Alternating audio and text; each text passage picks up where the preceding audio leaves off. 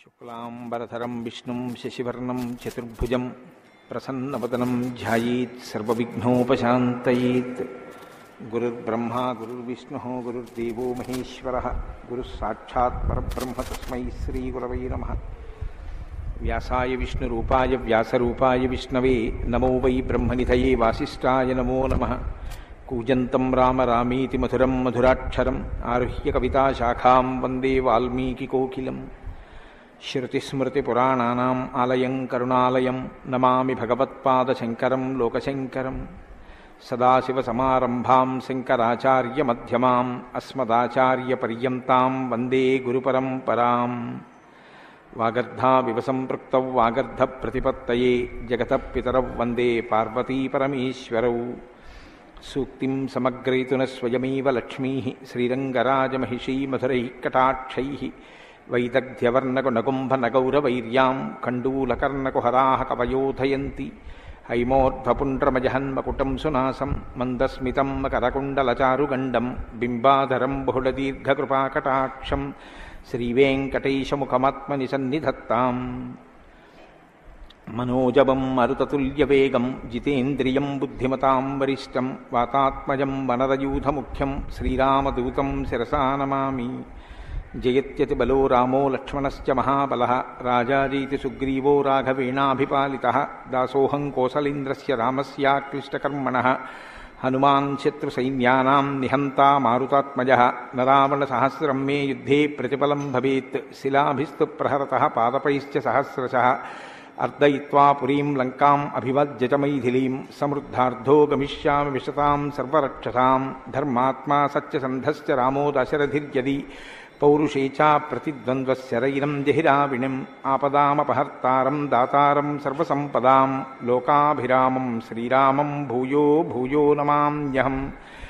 శరజ్యోత్స్నాశుద్ధాం శశీతజటాజూటమకుటాం వరత్రాసత్రాణస్ఫటికఘటికా పుస్తకకరాం. సకృన్నత్వా నత్వా కథమివ సతాం సన్నిధదతే మధుక్షీరద్రాక్షా మధురిమధురీణాః ఫణితయః. హరి ఓం. పరమేశ్వర స్వరూపమైన సభకి నమస్కారం. ఈనాడు శంకర భగవత్పాదుల చేత ప్రతిష్ఠించబడినటువంటి భారతదేశం నాలుగు మూలలా ఉన్నటువంటి 4 పీఠాలలో సార్వభౌమ పీఠంగా పరిగణింపబడినటువంటి దక్షిణ భారతదేశంలోని శృంగగిరి పీఠానికి ఆధ్వర్యం వహిస్తున్న పూజ్యపాదులు శ్రీ శ్రీ శ్రీ భారతీ తీర్థస్వామి వారి యొక్క దివ్యమైనటువంటి సందేశంతో ప్రారంభమై వారి యొక్క అనుగ్రహ ఆశీస్సులతో ప్రారంభమైన ఈ శ్రీరామాయణ యజ్ఞ కార్యక్రమంలో 42 రోజుల పాటు 7 రోజులు ఒక కాండ చప్పున 6 కాండలు 6 ఏళ్లు 42 రోజులలో పూర్తి చేసి చిట్ట చివర పట్టాభిషేకం వరకు శ్రీరామాయణాన్ని సంపూర్ణంగా ప్రవచనం చేసేటటువంటి భాగ్యం నాకు కలగడం పరమేశ్వరుని యొక్క నిర్హేతుక కృపాకటాక్ష వీక్షణంగా భావన చేస్తున్నాను. శ్రీరామాయణం నిజంగా శ్రీరామాయణమే. ఎందుచేత నేను ఈ మాట అంటున్నానంటే ఇప్పుడే మీరు పీఠాధిపతుల యొక్క అనుగ్రహ భాషణంలో విన్నారు. వేదవేద్యే పరే పుంసి జాతే దశరథాత్మజే వేద ప్రచేతసాదాసీత్ సాక్షాత్ రామాయణాత్మన అంటారు.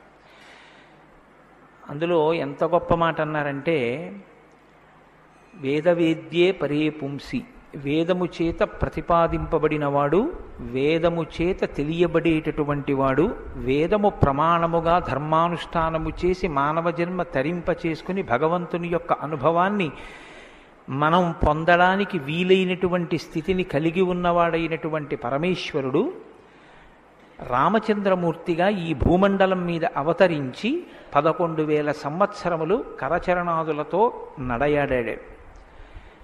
రాముడు వేదము చేత ప్రతిపాదింపబడినటువంటి పరమేశ్వర స్వరూపం. ఆ భగవంతుడే రాముడిగా వచ్చాడు. భగవంతుణ్ణి ప్రతిపాదించేటటువంటి వేదం వాల్మీకి మహర్షి నోటి వెంట శ్రీరామాయణంగా వచ్చింది. అందుకే శ్రీరామాయణానికి వేదోపబృంహణము అని పేరు. వేదమే రామాయణం. వేదం దేన్ని ప్రతిపాదిస్తుంది? ప్రధానంగా వేదమంతా ధర్మమే ప్రతిపాదన చేస్తుంది.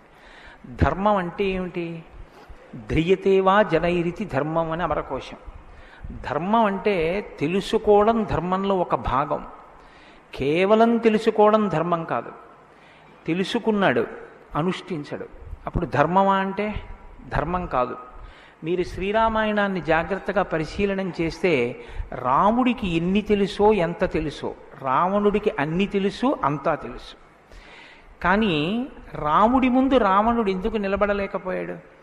ఒక్కటే కారణం, తాను తెలుసుకున్నది తాను విన్నది అనుష్ఠించాడు రామచంద్రమూర్తి. తాను విన్నది తాను తెలుసుకున్నది తన సౌకర్యానికి అనుగుణంగా మార్చుకుని దబాయించి బ్రతికే ప్రయత్నం చేస్తాడు రావణాసురుడు. ధర్మాన్ని మీరు తెలుసుకోవడం ప్రధానం ఎంతో, దాన్ని అనుష్ఠించడం కూడా అంతే అవసరం. అనుష్ఠానానికి పనికిరానటువంటి ధర్మం ఉపయోగం లేనిదవుతుంది. ఇంట్లో కర్ర ఉంది, వీధిలో కుక్క ఉంది. కుక్క మీ మీద పడడానికి ఉద్యుక్తమవుతున్న సమయంలో మీ ఇంట్లో కర్ర ఉంది కదా అని మీ మీద పడ్డం మానదు. మీ చేతిలో కర్ర ఉంటే కుక్క మీ మీద పడకుండా ఉంటుంది. ధర్మో రక్షతి రక్షిత అన్న మాటకు అర్థం ఏమిటంటే, మీరు ధర్మాన్ని అనుష్ఠిస్తే మిమ్మల్ని ధర్మం కాపాడుతుంది. ధర్మం విషయంలో తెలుసుకోవలసినటువంటి అత్యంత ముఖ్యమైన విషయం ఒకటి ఉంటుంది. ధర్మం ఇలా అనుష్ఠిస్తే అలా వెంటనే ఫలితం ఇవ్వాలని ఎక్కడ ఉండదు, ఒకచో అలా ఉండొచ్చు. ధర్మం ఎటువంటిదంటే, పంట పండడం కోసమని చెప్పి వ్యవసాయదారుడు భూమిని దున్నడం మొదలు పెడతాడు. భూమిని దున్నగానే పంట పండుతుందా? భూమిని దున్నిన తరువాత వర్షం పడే వరకు ఎదురు చూడాలి. వర్షం పడితే పంట పండుతుందా? విత్తనాలు వేయాలి. విత్తనాలు వేస్తే పంట పండుతుందా? మొలకలెత్తాలి. మొలకలెత్తినంత మాత్రాన పంట పండుతుందా? దానికి చీడా పీడా పట్టకుండా సస్యరక్షణ చేసుకోవాలి. 6 గాలము శ్రమిస్తే చిట్ట చివర ఆ పంట బాగా చేతికొచ్చి ఫలసాయాన్ని ఇస్తుంది. అప్పుడు కోత కోసి తెచ్చి పొలం గట్టున వేసి బస్తాలకెత్తి ఇంటికి తీసుకెళ్లి దాచుకునే పర్యంతము పండిన పంట మీ చేతికి వచ్చింది అని నమ్మకంగా చెప్పడం సాధ్యం కాదు. ధర్మం కూడా అంతే. ఇవాళ మీరు ధర్మం చేశారు అని వెంటనే ఫలితం ఇవ్వదు. అధర్మం కూడా అంతే. మీరు ఇవాళ అధర్మం చేశారు అని వెంటనే ఫలితం ఇవ్వదు. లోకంలో మీరు చూస్తూ ఉంటారు, ఒక్కొక్కడు చాలా పాపాచరణముతో ఉంటాడు, ఈశ్వరుని యందు భక్తి ఉండదు, శాస్త్రం ఏది వద్దందో అది చేస్తూ ఉంటాడు, కానీ సర్వసుఖములను అనుభవిస్తూ ఉంటాడు. మనకేమనిపిస్తుందంటే, ఆయన ఈశ్వరుణ్ణి ధిక్కరించాడు కదా, ఆయన ఏం ధర్మం పాటించట్లేదు కదా, ఆయన ఏం వేద ప్రమాణాన్ని అంగీకరించట్లేదు కదా, ఆయన సంతోషంగా సుఖంగా ఉన్నాడు. అన్నీ విని అన్నీ నమ్మి అన్నీ విశ్వసించి వేదమును ప్రమాణముగా స్వీకరించి ధర్మమును అనుష్ఠించినటువంటి నేను కష్టాలు పడుతున్నాను, ఏమిటి ఉపయోగం ఈ ధర్మం పట్టుకుంటే అనిపిస్తుంది. ధర్మం పట్టుకోవడం ఎటువంటిది అంటే, పంట పండడం కోసమని పొలం దున్నడం లాంటిది. పొలం దున్ని కష్టపడిన వాడికి పంట ఎప్పటికైనా చేతికొచ్చినట్టే. ధర్మాన్ని అనుష్ఠించిన వాడికి కూడా ధర్మం కాపాడి తీరుతుంది. అధర్మం ఇంటికి అంటుకున్నటువంటి చిన్న మంట లాంటిది. చిన్న మంటే కదా నన్ను ఏం చేస్తుందని పడుకున్న వాడికి చిట్ట చివర ఇల్లంతా ఎలా కాలిపోతుందో, అధర్మంలో మనం ఉన్నామని తెలుసుకుని అధర్మ పథంలోంచి బయటికి వచ్చే ప్రయత్నం చేయకపోతే చిట్ట చివరికి జరిగేటటువంటి పరిణామం కూడా అలాగే ఉంటుంది. కాంచన లంక ఉంది, అంత బలగం ఉంది, అంత గొప్ప సుఖాలు అనుభవించాడు, 10 తలకాయలున్నాయి, గొప్ప తపస్సు ఉంది, ఈశ్వరుడి యొక్క అనుగ్రహాన్ని పొందాడు, పరమేశ్వరుణ్ణి సాకారంగా దర్శనం చేశాడు, పుష్పక విమానం ఎక్కి ప్రపంచమంతా తిరిగాడు. చిట్ట చివరికి ఏమయ్యాడు? అధర్మాన్ని పట్టుకున్నందుకు కడుపున పుట్టినటువంటి బిడ్డల దగ్గర నుండి భార్య చిట్ట చివర ఏడుస్తూ యుద్ధభూమిలోకి వచ్చి, నువ్వు అధర్మాన్ని పాటించడం వల్లే ఇటువంటి చావు చచ్చావని మండోదరి గుండెలు బాదుకుని ఏడిచేటటువంటి స్థితిని రావణుడు పొందాడు. ప్రతి క్షణం ధర్మాన్ని అనుష్ఠించాడు. ఎంత ఓపికగా అనుష్ఠించాడంటే, ఎన్ని కష్టాలైనా రాని ఆయనకి కావలసింది మాత్రం ఒక్కటే, ధర్మం. ధర్మమా సుఖమా, ధర్మమా కష్టమా, ధర్మమా ప్రయోజనమా, ధర్మమా అడ్డదారా, ధర్మమా కోరిక తీరడమా, మీరు పక్కన ఏవి పెట్టి చూడండి, శ్రీరామచంద్రమూర్తి జీవితం అంతా ఒకటే, ధర్మమే. వాలన్నాడు, సుగ్రీవుడితో ఎందుకు స్నేహం చేశావు? నాతో స్నేహం చేస్తే రావణాసురుణ్ణి నిగ్రహించి నీ భార్యని వెంటనే ఇప్పిద్దును, ఎందుకు సుగ్రీవుడితో స్నేహం చేశావని అడిగాడు. నాకు కావలసింది ధర్మం. అధర్మాన్ని పాటించేటటువంటి నీతోటి స్నేహం వల్ల నా భార్యని తెచ్చుకోవడం నాకు అక్కర్లేదు, అందుకు నిన్ను నిగ్రహించానన్నాడు. తండ్రి మరణించాడు, చెక్కు చెదరలేదు. భార్యను అపహరించారు, చెక్కు చెదరలేదు. రాజ్యం పోయింది, చెక్కు చెదరలేదు. జటాయువు మరణించాడు, చెక్కు చెదరలేదు. ఇలా కాదన్నయ్య, ఈ మార్గాన్ని విడిచిపెట్టి ఇలా వెళ్ళన్నాడు తోడ పుట్టినటువంటి లక్ష్మణమూర్తి. నాకు వద్దన్నాడు. కన్న తల్లి కౌసల్య అంది, నీ తండ్రి ఇటువంటి దురాత్ముడు కాబట్టి నన్ను కూడా నీతో తీసుకెళ్ళండి. వద్దమ్మా, ధర్మం ప్రధానం అన్నాడు. ఎన్ని పర్యాయాలు ఆయన మాట్లాడితే ధర్మం ధర్మం ధర్మం. అయితే ఇక్కడ మీరు ఒక మాట గమనించవలసి ఉంటుంది. ధర్మం అంటే ఏది ధర్మం? కోటేశ్వరరావు గారు చెప్తే ధర్మం అవుతుందా? లేకపోతే ఎవరో నేను ఇది చెప్తానండి ఇది ధర్మం అంటే అవుతుందా? మనం చెప్తే ధర్మం అవదు, వేదం చెప్తే ధర్మం అవుతుంది. వేదం ఏది చెప్పిందో అది ధర్మం. వేదమునకు వ్యతిరేకముగా చెప్పనటువంటి స్మృతి చెప్పినది ధర్మం. వేదమునకు వ్యతిరేకంగా చెప్పని స్మృతి చెప్పిన మాట పాటించిన వాడిది ధర్మం. ఆ ధర్మం ఎవడు పట్టుకుంటాడో వాడే శ్రీరాముడు. ఆ ధర్మాన్ని ఎవడు పట్టుకుంటాడో వాడు అంతిమంగా పొందేది ఏదంటే విజయమే. 11,000 సంవత్సరములు ఈ భూమండలాన్ని పరిపాలించినటువంటి రామచంద్రమూర్తి పడనటువంటి కష్టం లేదు. ఇన్ని కష్టాలు పడుతున్నా ఆయన ఇతరులకు సుఖాన్ని ఇచ్చాడు, ఇతరులకు ఆనందం ఇచ్చాడు, ఇతరులకు సంతోషం ఇచ్చాడు తప్ప నేనింత కష్టంలో ఉన్నాను మీరెందుకు నవ్వాలని ఆయన ఎన్నడూ అడగలేదు. అందుకే రాముడు యోగి అన్నారు పెద్దలు. యోగి అంటే పైన ఎన్ని కష్టాలైనా రావచ్చు, కానీ లోపల మాత్రం తాను నిర్వికారంగా ఉంటాడు. అందుకే పుట్టినది కూడా నవమి తిథి నాడు పుట్టాడు మహానుభావుడు. 9 అంకెకున్న గొప్పతనం చూడండి. మీరు ఎంత పెట్టి 9ని హెచ్చవేయండి మళ్ళీ 9గా మారుతూ ఉంటుంది. 9 ఒకట్ల 9, 9 2 18, 8 1 9, 9 3 27, 7 2 9, 9 4 36, 6 3 9, 9 5 45, 5 4 9. ఏం చేసినా మళ్ళీ 9 అవుతూ ఉంటుంది. ఎన్ని కష్టాలు బయట రానివ్వండి, ఎన్ని వైక్లభ్యాలు కలగనివ్వండి, లోపల మాత్రం రాముడు ఎప్పుడూ ధర్మాన్నే పట్టుకొని ఉంటాడు.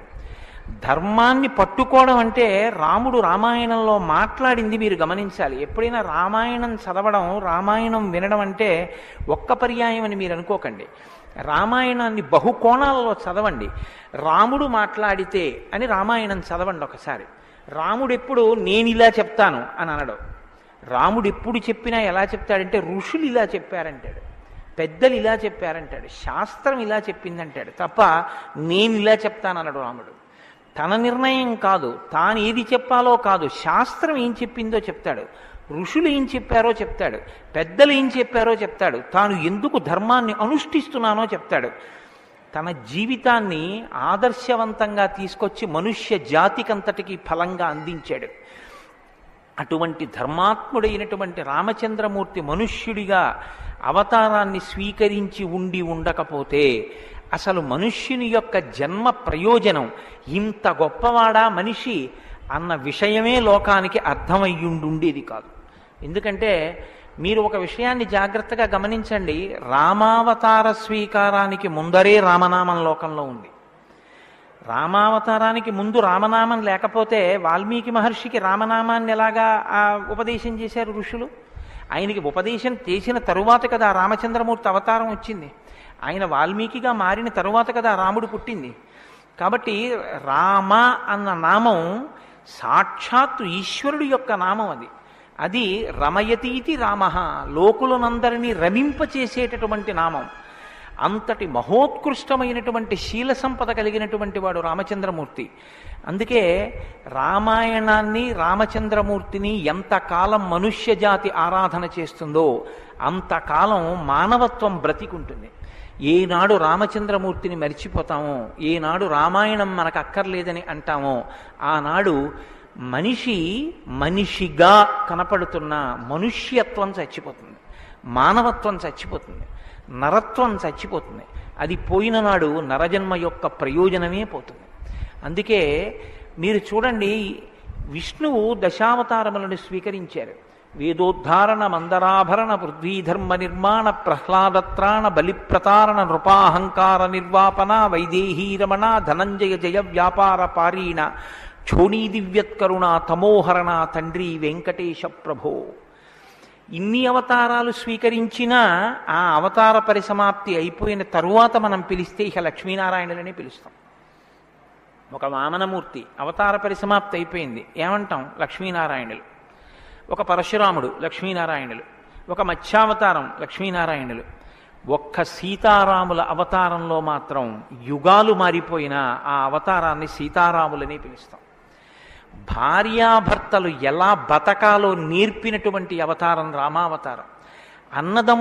అన్నదమ్ములు ఎలా బతకాలో నేర్పిన అవతారం రామావతారం. తండ్రి కొడుకులు ఎలా బతకాలో నేర్పిన అవతారం రామావతారం. ఒక ఉద్యోగి యజమాని ఎలా బతకాలో నేర్పిన అవతారం రామావతారం.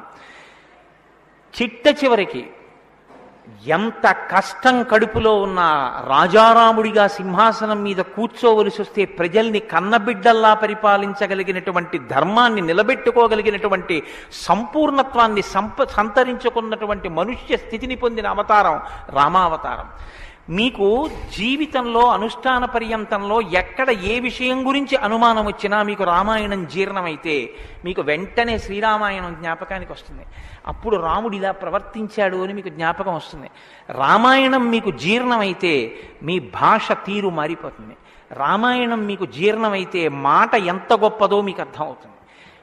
నేను అందుకే మీకు మనవి చేశాను, రామాయణాన్ని రామాయణంగా చదవకండి అని. రామాయణం జ్యోతిష శాస్త్రం, రామాయణం వాస్తుశాస్త్రం, రామాయణం ధర్మశాస్త్రం, రామాయణం వాక్కు, రామాయణం ధర్మ పరిపాలన, రామాయణం న్యాయం, రామాయణం సామాజిక శాస్త్రం, రామాయణం శకున శాస్త్రం, రామాయణం పర్యావరణం, రామాయణం గురుభక్తి, రామాయణం శిష్యధర్మం. మీ ఇష్టం, ఎలా చదవండి, రామాయణం అలా వస్తుంది. మీకిచ్చినది మట్టి ముద్ద, మీరు దాంతో మూకుడు చేసుకుంటారో, పళ్ళెం చేసుకుంటారో, ప్రమిద చేసుకుంటారో, గిన్నె చేసుకుంటారో, గరిటె చేసుకుంటారో మీ ఇష్టం. రామాయణాన్ని మీరు ఎలా చూడాలనుకుంటే మీకు అలా కనపడుతుంది. శ్రీరామాయణానికి ఉన్న గొప్పతనం ఏమిటంటే వాల్మీకి మహర్షి ఎవ్వరికీ కూడా కితాబులు ఇవ్వరు.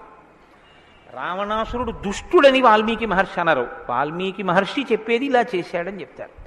తెల్లవారకట్ట లేచాడు, పరస్త్రీ పట్ల కామంతో మనసు కదిలింది.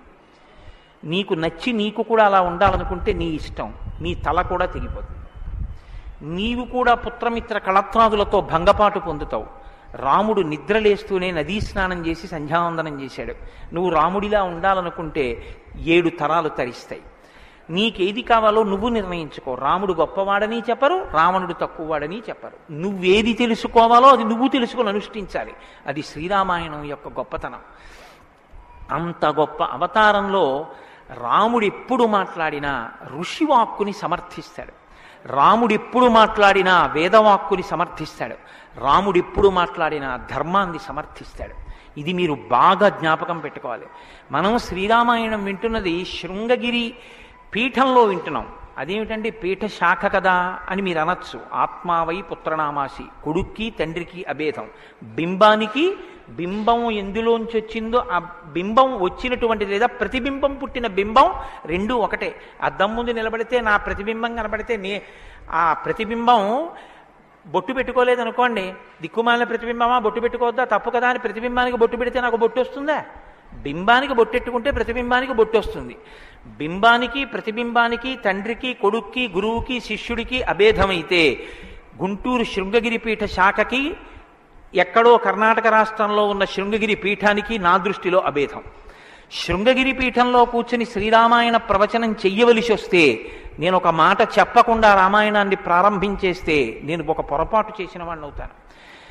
ఇన్ని పీఠాల్ని స్థాపించినటువంటి శంకర భగవత్పాదులు అవతార పరిసమాప్తి చేస్తూ ఒక మాట చెప్పారు. వేదో నిత్యమధీయతాం తదుదితం కర్మస్వనుష్ఠీయతాం.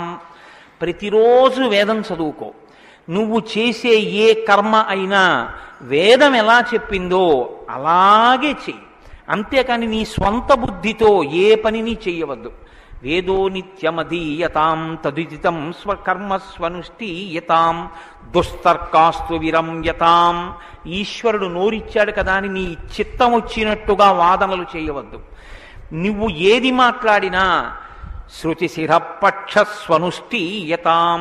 ఉపనిషత్తులు ఏం చెప్పాయో, వేదం ఏం చెప్పిందో దాన్ని సమర్థించడానికి నీ వాగ్బలాన్ని ఉపయోగించు. అంతేకాని ఈశ్వరుడు వాక్కు ఇచ్చాడు కదా అని నీ ఇష్టం వచ్చినట్టు నువ్వు మాట్లాడితే చూడలేదు, లెక్క కట్టుకోలేడని నువ్వు అనుకోవద్దు. లెక్క కట్టేవాడు ఒకడు ఉన్నాడు. మీరు చూడండి, 84 లక్షల జీవరాశులు ఈ ప్రపంచంలో ఉన్నాయి. 84 లక్షల జీవరాశుల్లో 83,99,999 జీవరాశులకి వాక్కు లేదు. ఒక్క నరజన్మకే వాక్కు ఉంది. మళ్ళీ ఈ నరజన్మలో కొంతమంది మాత్రమే ఆ మాట చెప్పగలరు. కొంతమంది నరులుగా జన్మించిన నోరు విప్పి రామా అని గట్టిగా అనరా అంటే రామా అని అనలేరు. అది వారి దురదృష్టం. కానీ మనం భగవన్నామమును పలకగలం. భగవన్నామం పలికి తరించగలిగినటువంటి భాగ్యం మనకుంది. హరునకు విభీషణునకు అద్రిజకున్ తిరుమంత్రరాజమై కరికి నహల్యకున్ ద్రుపదకన్యకు నార్తి హరించు చుట్టమై బరగిన ఎట్టి నీ పతితపావన నామము నాదు జిహ్వపై నిరంతరము నటింపచేయుమి కదా చరధి కరుణాపయోనిధి అని వేడుకున్నాడు గోపరాజు గారు. నాకేం అక్కర్లేదయ్యా స్వామి, నీ నామం నా నాలుక మీద నర్తింపచేయవయ్యా చాలన్నాడు. పవి పుష్పంబగు అగ్ని మంచగు నాకూపారం భూమిస్థలంబగు శత్రుండతిమిత్రుడవు విషము దివ్యాహారమౌ నిన్నగా అవనీమండలి లోపలం శివ శివేచ్ఛాభాషణోల్లాసకిన్ శివ నీ నామము సర్వవస్యకరమౌ శ్రీకాళహస్తీశ్వర. నాకు నీ శివనామం నా నాలుక మీద నర్తించాలని కోరుకున్నాడు ధూర్జటి. భగవన్నామం చెప్పుకుంటే చాలని ఆ నామం ఉన్నందుకు వెంపర్లాడారు. అంత్యకాలమునందు ఆయాసమున నిన్ను తలుచునో తలపనో తలతునిపుడి నరసింహ నరసింహ నరసింహ లక్ష్మీ చ దానవంతక కోటి భానుతేజ గోవింద గోవింద గోవింద సర్వేశ పన్నగాధిపశాయి పద్మనాభ అని 2 చేతులిచ్చి నమస్కారం చేసి చిట్ట చివర ప్రాణం పోయేటప్పుడు ఆవేళ యమదూతల అగ్రహంబున వచ్చి ప్రాణముల్ పెకలించి పట్టునప్పుడు కపవాత పైత్యముల్ కప్పగా శ్రమచేత కంపముద్భవమంది కష్టపడుచు నారాయణాయంచు నా జిహ్వతో నిన్ను పిలుతునో శ్రమచేత పిలువలేనో నాటికిప్పుడు నీ నామస్మరణ చేతు చెవినిడవయ్య భూషణ వికాస శ్రీధర్మపుర నివాస దుష్ట సంహార నరసింహ దురిత దూరాన్ని గుండెలు బాదుకున్నాడు నరసింహచతక కర్త. ఆ భగవన్నామం పలికేటటువంటి భాగ్యం ఉన్న ఏకైక ప్రాణి సృష్టిలో కేవలం మనుష్యుడే. అటువంటి మనుష్యుడికి ఇచ్చినటువంటి అదనపు వరం భగవత్ కథాశ్రవణం. ఈశ్వర కథ వినగలడు.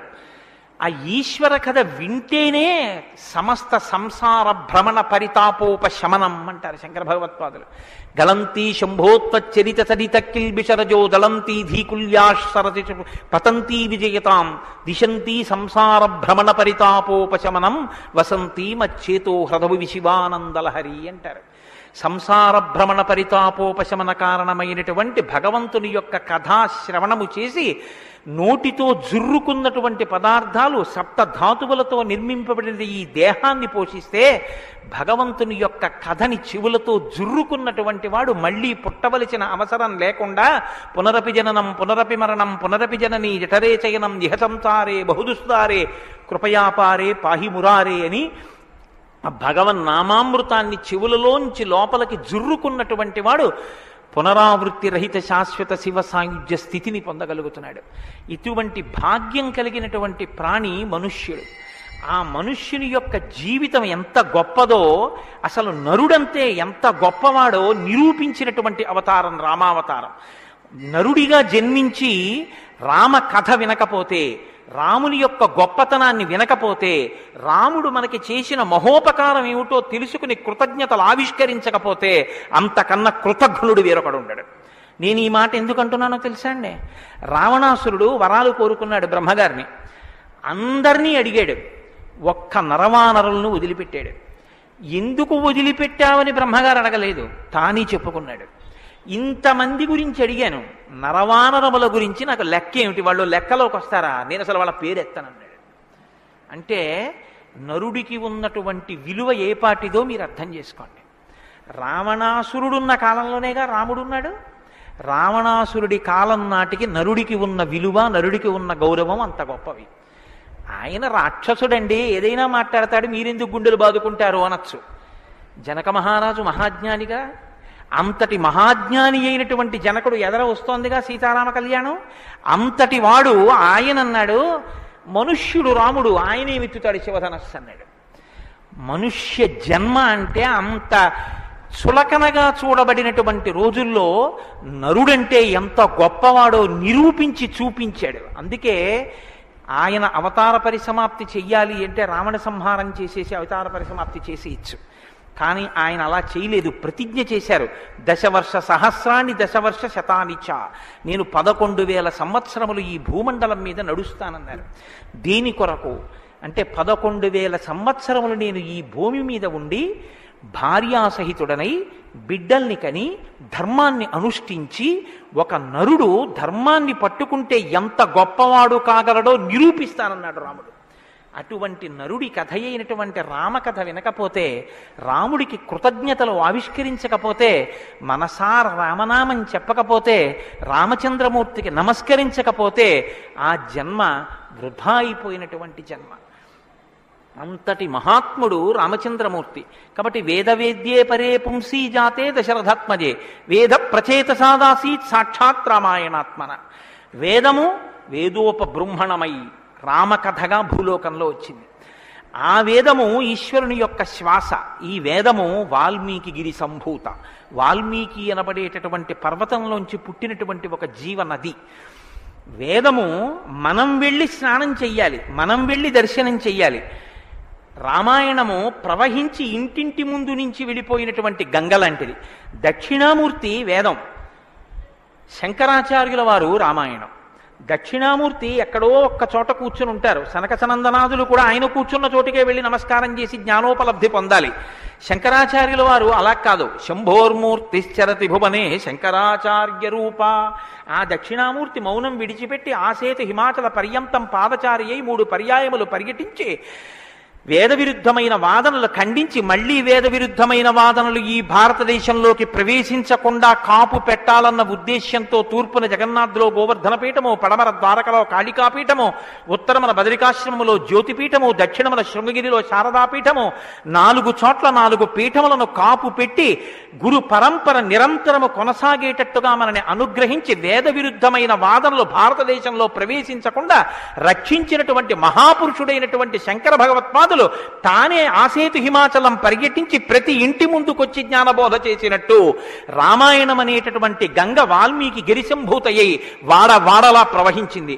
రామకథ రామనామం తెలియనివాడు లోకంలో ఉండడు. ఏదైనా తెలియదేమో, రామకథ తెలియనివాడు రామనామం తెలియనివాడు లోకంలో ఉండడు.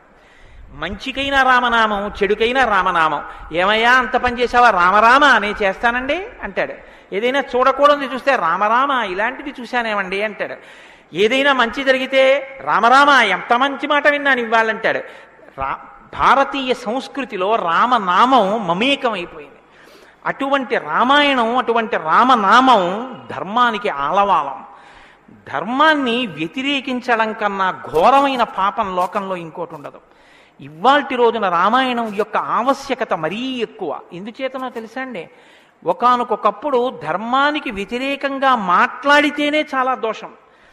అటువంటిది ఇవాళ ఏ స్థితి వచ్చేసిందంటే, ధర్మాన్ని ధర్మము అని పేరు పెట్టి వ్యతిరేకంగా మాట్లాడితే బాగుండదని ధర్మానికి ఇంకొక పేరు పెట్టి వ్యతిరేకంగా మాట్లాడే రోజులు వచ్చాయి.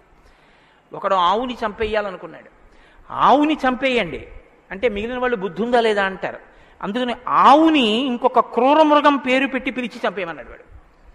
ఎంత గడుసరితనం చూడండి. ఈ పులిని చంపేయండి అన్నాడు. పులిని చంపేయండి అంటే చూడని వాడు ఏమనుకుంటాడు? పులిని చంపేస్తే తప్పేమిటి, వచ్చి ఊళ్ళ మీద పడిపోతుంది అనుకుంటాడు.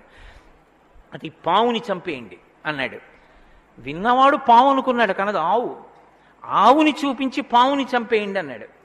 వాడికి తెలియదా ఇది ఆవు అని? తెలుసు. మరి ఆవుని చంపేయండి అని ఎందుకండవు అంటే, ఆవుని చంపేయండి అంటే ఆవుని చంపడం ఏమిట్రా అంటారని పావుని చంపేయండి అన్నాడు తెలిసి. ధర్మాన్ని ఆచరించకండి అంటే జనం తిరగబడతారని మూఢ విశ్వాసాల జోలికి వెళ్ళకండి అంటున్నారు. పేరు మార్చారు, కానీ వ్యవస్థని ధర్మానికి దూరం చేస్తున్నారు. ఆ స్థితి నుంచి మనం రక్షింపబడాలంటే మనకున్న ఆధారం ఒక్కటే, శ్రీరామాయణాన్ని వినాలి, శ్రీరామాయణాన్ని బాగా తెలుసుకోవాలి, శ్రీరామాయణాన్ని తరచి తరచి గమనించాలి. రామాయణం మనకి తెలుసున్న రామకథే కదా అనుకోకండి. నేను మీకు యథార్థం మనవి చేస్తున్నాను. మీరు రామాయణాన్ని ఎన్ని మాటలు చదవండి, ఎన్ని మాటలు వినండి, మీకు రామాయణం కొత్త కోణంలో ప్రకాశిస్తుంది. రామాయణం కొత్త కోణంలో భాషిస్తుంది. అంత గొప్ప రామాయణం. సరే, నువ్వు చెప్పేది రామాయణం కదా, రామాయణం గురించి ఎందుకు అంతసేపు చెప్తావు, మేము ఎదర వింటాం కదా రామాయణం, అసలు నువ్వు రామాయణం ప్రారంభం చెయ్యి అని మీరు అంటారు. నాకు తెలుసు. శ్రీరామాయణ ప్రారంభం ఎక్కడ జరిగింది అంటే తపస్వాధ్యాయ నిరతం తపస్వీ వాగ్విదాం వరం నారదం పరిపప్రచ్చర్ వాల్మీకి మునిపుంగవం అన్నారు. అంటే ఒకానొక నాడు వాల్మీకి మహర్షి తన ఆశ్రమంలో ఉన్నారు. నారద మహర్షి వచ్చారు. నారద మహర్షి వస్తే వచ్చిన నారద మహర్షి ఎటువంటి వారో చెప్తున్నారు. మొదట ఏదో నారదుడు వచ్చారు, వాల్మీకి అడిగారు, అది కాదు ఆ శ్లోకం. మీరు ఆ శ్లోకాన్ని చాలా జాగ్రత్తగా గమనించాలి. ఎటువంటి నారదుడు ఎటువంటి వాల్మీకి మహర్షి ఆశ్రమానికి వచ్చారట?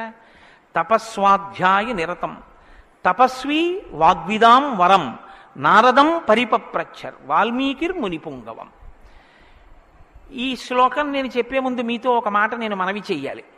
వాల్మీకి మహర్షి ఆశ్రమానికి నారదుడు వచ్చి సంక్షేప రామాయణం చెప్పిన తరువాత కదా రామాయణం ప్రచారంలోకి వచ్చింది. వాల్మీకి మహర్షి ఆశ్రమానికి నారద మహర్షి వచ్చిన తరువాత రామాయణాన్ని ఎవరికి నేర్పారు? ఆయన రచన చేసి మొట్టమొదట ఎవరికి నేర్పి ఉండాలి?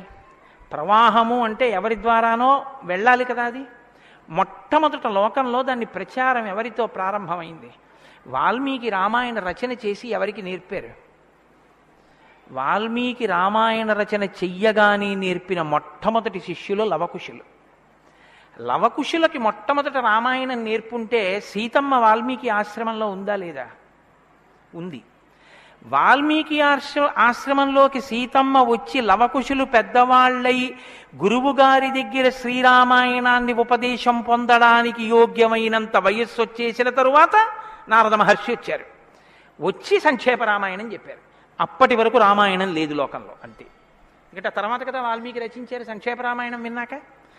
కాబట్టి ఇప్పుడు రామాయణ కథ ఏ స్థాయిలో ఉంది, ఏ స్థితి దగ్గర ఉంది? రామాయణ రచన మొదలయ్యేప్పటికే రామాయణం పూర్తయిపోయే స్థితిలో ఉంది. రామాయణం పూర్తయిపోయే స్థితిలో రామాయణ రచన ప్రారంభమైంది. ఇది మీరు గమనించాలి. రామచంద్రమూర్తి పుట్టక ముందు రామాయణాన్ని రచించలేదు వాల్మీకి. రామచంద్రమూర్తి పట్టాభిషేకాత్ పూర్వం రామాయణ రచన జరగలేదు. రామాయణ రచన ఎప్పుడు జరిగినట్టు? రామచంద్రమూర్తి పట్టాభిషేకం చేసుకుని సీతమ్మ తల్లిని అడవులలో విడిచిపెట్టి అడవులలో ఉన్న సీతమ్మని వాల్మీకి మహర్షి తన కుటీరానికి తీసుకెళ్లి లవకుశులు జన్మించి వాళ్ళు పెరిగి పెద్దవాళ్ళై యోగ్యులై విద్యాభ్యాసం చేసి సంగీత విద్యలో మంచి నిష్ణాతులై వాల్మీకి మహర్షి రచించిన రామాయణాన్ని బోధ చేస్తే నేర్చుకుని లోకంలో ప్రచారం చెయ్యగలిగినంత వయస్సు వాళ్ళు వచ్చిన తరువాత నారద మహర్షి వచ్చారు అక్కడికి. అలా ఎందుకు జరగాలి అంటే వచ్చినటువంటి మహానుభావుడు రామచంద్రమూర్తిగా వచ్చాడు. మనుష్యుడిగా నడిచి చూపించేశాడు. అప్పటికే 11,000 సంవత్సరాలు ఇంచుమించు పూర్తయిపోతున్నాయి. జరిగిన కథ జరిగిపోయింది. జరిగిన కథ జరిగిపోయిన తర్వాత ఇప్పుడు వచ్చాడు నారదుడు. ఇప్పుడు జరిగిపోయిన కథలో అడుగు తీసి అడుగు వేస్తే ధర్మం. రామాయణంలో అడుగు తీసి అడుగేస్తే ఎంత కథ చెప్పాలండి నారదుడు వాల్మీకి మహర్షికి? రాముడు పుట్టుక ముందు దగ్గర నుంచి చాలా కష్టపడి రాముడు ఇలా మాట్లాడాడు, రాముడు అలా మాట్లాడాడు, సీతమ్మ రాముడి దగ్గరికి ఇలా వెళ్ళింది, దశరథ మహారాజు గారి దగ్గరికి రాముడు ఇలా వెళ్ళాడు, రాముడు కౌసల్య దగ్గరికి ఇలా వెళ్ళాడు, రాముడితో ఇలా మాట్లాడాడు, ఇవన్నీ నారదుడు చెప్పాలి. నారదుడు ఎలా చెప్పగలడు? చెప్పగలడు. సర్వజ్ఞుడు, మహానుభావుడు, గురుస్వరూపం కాబట్టి చెప్పగలడు. కానీ అలా చెప్తూ వెడితే రామాయణం ఎవరు చెప్పినట్టు అవుతుంది? నారదుడు చెప్పింది వాల్మీకి రాసింది అవుతుంది. మరి వాల్మీకి రామాయణ రచన చేశారని మనం ఎలా చెప్తున్నాం? ఒకటే కారణం, సంక్షేప రామాయణమే నారదుడు చెప్పాడు. కేవలం ఒక 100 శ్లోకాల దగ్గరలో రామకథని ఒక్కసారి అలా చిన్న మాల కింద అల్లి చెప్పి వెళ్ళిపోయాడంతే. మిగిలిన రామకథ రాముడు ఎలా కదిలాడో, ఎలా అడుగేశాడో, ఎలా నడిచాడో, ఎలా మాట్లాడాడో ఇవన్నీ వాల్మీకి మహర్షికి కనపడ్డాయి. ఎప్పుడు? అయిపోయాక కదండి. రాముడు పుట్టేశాక, రాముడు మాట్లాడాక, రాముడి పెళ్ళైపోయాక, రాముడు యుద్ధం చేశాక, రాముడు అప్పుడు సీతమ్మతో అంతఃపురంలో ఇలా మాట్లాడాడని వాల్మీకి తెలిసింది. ఎలా తెలిసింది? 2 కారణాలతో తెలియాలి. రాముడు చెప్పాలి, 2 వాల్మీకి ఊహ చెయ్యాలి. రాముడు చెప్తే అన్నీ అలా ఏకాంతంలో తాను సీతమ్మతో మాట్లాడినవి కూడా చెప్తాడా? మర్యాదా పురుషోత్తముడైన వాడు. 2, ఊహ చేస్తే ఊహ నిజం కావాలని ఎక్కడుంది? అప్పుడు రామాయణం మీరు వేదోపబ్రహ్మణంగా ప్రమాణంగా ఎలా స్వీకరించి చెప్పుకుంటున్నారు ఇవాళకి? కాబట్టి ఆ రెండిటికి మధ్యలో ఏదో ఉండాలి మీరు నమ్మాలంటే కదా. ఇప్పుడు చెప్పండి, రామాయణం ఓ కొత్త కోణంలో మీరు వినవలసిన అవసరం ఉందా లేదా ప్రారంభంలోనే? కాబట్టి నారదుడు వచ్చాడు, వాల్మీకి చెప్పాడు, అంతే. వినకండి. ఎటువంటి నారదుడు వచ్చాడు, ఎటువంటి వాల్మీకి చెప్తున్నాడు, అసలు ఏ స్థితిలో ఉన్నారు ఇప్పుడు వాల్మీకి మహర్షి అంటే? సీతమ్మ తల్లి ఆయన ఆశ్రమంలో ఉంది. సీతమ్మ తల్లి ఊరట పొందడానికి కావలసిన వాతావరణం ఆశ్రమంలో ఉంది. ఆయన నిరంతరము కూడా తపస్వి అయి ఉన్నారు. తపస్వి అంటే కృచ్ఛచాంద్రాయణాది వ్రతములు చేసేటటువంటి వాడు. అంటే శుక్లపక్షంలో తిథులు పెరుగుతున్నప్పుడు ఒక్కొక్క ముద్ద పెంచుకుంటూ పెడతారు. పౌర్ణమికి పూర్తిగా భోజనం చేస్తారు. బహుళపక్షంలో ఒక్కొక్క ముద్ద తగ్గిస్తూ అమావాస్య వచ్చేటప్పటికి పూర్ణంగా ఆహారం విడిచిపెట్టేస్తారు. ఇలా విడిచిపెట్టి నిరంతరం వేదం చదువుకుంటూ వేదము చేత ప్రతిపాదింపబడిన పరమేశ్వర స్వరూపాన్ని ఇక్కడే అనుభవంలోకి తెచ్చుకునే ప్రయత్నం చేస్తారు. అహం బ్రహ్మాస్మి అంటే అది కదండి శృంగగిరి పీఠానికి మహావాక్యం, అహం బ్రహ్మాస్మి. నేనే ఈశ్వరుడను అన్న వాక్యాన్ని అనుభవపూర్వకం చేసుకోవాలి. దానికి ఈ వ్రతం అంతా కర్మాచరణం. ఇప్పుడు ఈ కర్మాచరణం అంతా చేసి తపిస్తున్న వాల్మీకి దేని కొరకు తపిస్తున్నారు? బ్రహ్మముగా తనను తాను తెలుసుకొనుట కొరకు ప్రయత్నిస్తున్నారు. ఇప్పుడు యోగ్యమైన కాలం సిద్ధించింది. యోగ్యమైన కాలం సిద్ధిస్తే ఉపదేశం చెయ్యడానికి రావలసిన వాడు ఎవరు రావాలి? గురువుగారు రావాలి. గురువుగారి కన్నా మంగళస్వరూపం లోకంలో ఉంటుందా? ఇంకుండదు. అన్నిటికన్నా మంగళస్వరూపం ఏది అంటే గురువుగారే. గురువుగారి కన్నా గొప్పవాడు, గురువుగారి కన్నా అధికుడు లోకంలో ఉండడు. నగురోరధికం నగురోరధికం నగురోరధికం ఇది శివశాసనత. గురువు కన్నా అధికుడి లోకంలో లేడు. మరి ఈశ్వరుడండి అని మీకు అనుమానం రావచ్చు. ఈశ్వరుడి కన్నా అధికుడు గురువే. ఎందువల్ల? అసలు గురువు లేకపోతే ఈశ్వరుడి యొక్క అస్తిత్వం ప్రకటనం కాదు. సరికదా? నేను మీకు ఒక మాటలో చెప్పాలంటే, శృంగగిరి పీఠాధిపత్యం వహించిన చంద్రశేఖర భారతీ స్వామి వారి దగ్గరికి ఒక వ్యక్తి వెళ్ళి అన్నాడు, నా దగ్గర 1 కన్నా ఎక్కువ మంత్రాలు ఉపదేశం పొందినవి ఉన్నాయి. నేను ఒక మంత్రానికి ధ్యాన శ్లోకం చేసి మంత్రాన్ని అనుష్ఠిస్తుంటే ఇంకో మంత్రం యొక్క ధ్యాన శ్లోకంలో స్వరూపం కనపడుతోంది, నన్ను ఏం చేయమంటారని అడిగాడు. ఆయన అన్నారు, నీకు ఉపదేశం చేసినటువంటి గురువు గారి పాదాలు నీకు కనపడుతుంటాయా? అయ్యో నాకు చాలా ఇష్టం అండి, మా గురువుగారి పాదాలు నాకు బాగా జ్ఞాపకం. ఏ మంత్రం చేసినా గురువుగారి పాదాలే చూడన్నారు. అలా ఎలా కుదురుతుందండి అన్నాడు ఆయన. ఆ ధ్యాన శ్లోకంలో రూపం కదా చూడాలి. ఏ మంత్రం చేసినా గురువుగారి పాదాలు ఎలా చూస్తాం? ఏ గురుర్ బ్రహ్మ గురుర్ విష్ణు గురుర్దేవో మహేశ్వర. గురువే బ్రహ్మ, గురువే విష్ణువు, గురువే మహేశ్వరుడు. ఇక గురువుగారి పాదాలే ఆ దేవతలన్నీ. కాబట్టి గురువుగారి పాదాలు చూస్తూ నువ్వు ఏ మంత్రం చెప్పినా ఆ మంత్రం సిద్ధిస్తుంది. అయినప్పుడు ఇప్పుడు గురుదర్శనమే మంగళకరమైనటువంటి దర్శనం. నారదుని యొక్క దర్శనం, నారదుని యొక్క పేరెత్తడం కన్నా గొప్పతనం ఇంకోట్లేదు. కాబట్టి ఇప్పుడు రామాయణ ప్రారంభం దేనితో ప్రారంభమైంది? గురువుగారి దర్శనంతో ప్రారంభమైంది. నారద మహర్షి దర్శనం గురువు యొక్క దర్శనం. ఎవరికి? వాల్మీకి. రామాయణాన్ని నమ్ముకున్న జాతికి ప్రతినిధి. మనకి ఏ దర్శనంతో ప్రారంభమైంది? జగద్గురు దర్శనంతో మనకి ప్రారంభమైంది. కాబట్టి ఇప్పుడు ఎవరొచ్చారు? ఆ వచ్చినటువంటి వ్యక్తి సామాన్యమైనటువంటి వ్యక్తి రాలేదు, నారదుడు. ఆ వచ్చినటువంటి వారు మహానుభావుడై తపస్వాధ్యాయ నిరతం, నిరంతరము తపస్సు చేసేటటువంటి వారు. మీతో మాట మనవి చేశాను. తపస్సు అంటే ఈ వ్రతమును ఆచరిస్తూ నిత్య నైమిత్తిక కర్మలను వైక్లభ్యం లేకుండా అనుష్ఠించేటటువంటి వారు. నిత్యకర్మ అని ఒకటి ఉంటుంది, అది ఎప్పుడూ మానడానికి వీల్లేదు. సంధ్యావందనం ఉంది, ఎప్పుడూ మానకూడదు, ఎప్పుడూ చేయవలసిందే. నైమిత్తిక కర్మ ఉంది, ఒక్కొక్క తిథి నాడు ఒక్కొక్కటి చెయ్యవలసి ఉంటుంది. శ్రీరామ నవమి వచ్చిందనుకోండి, ఏం చెయ్యాలి?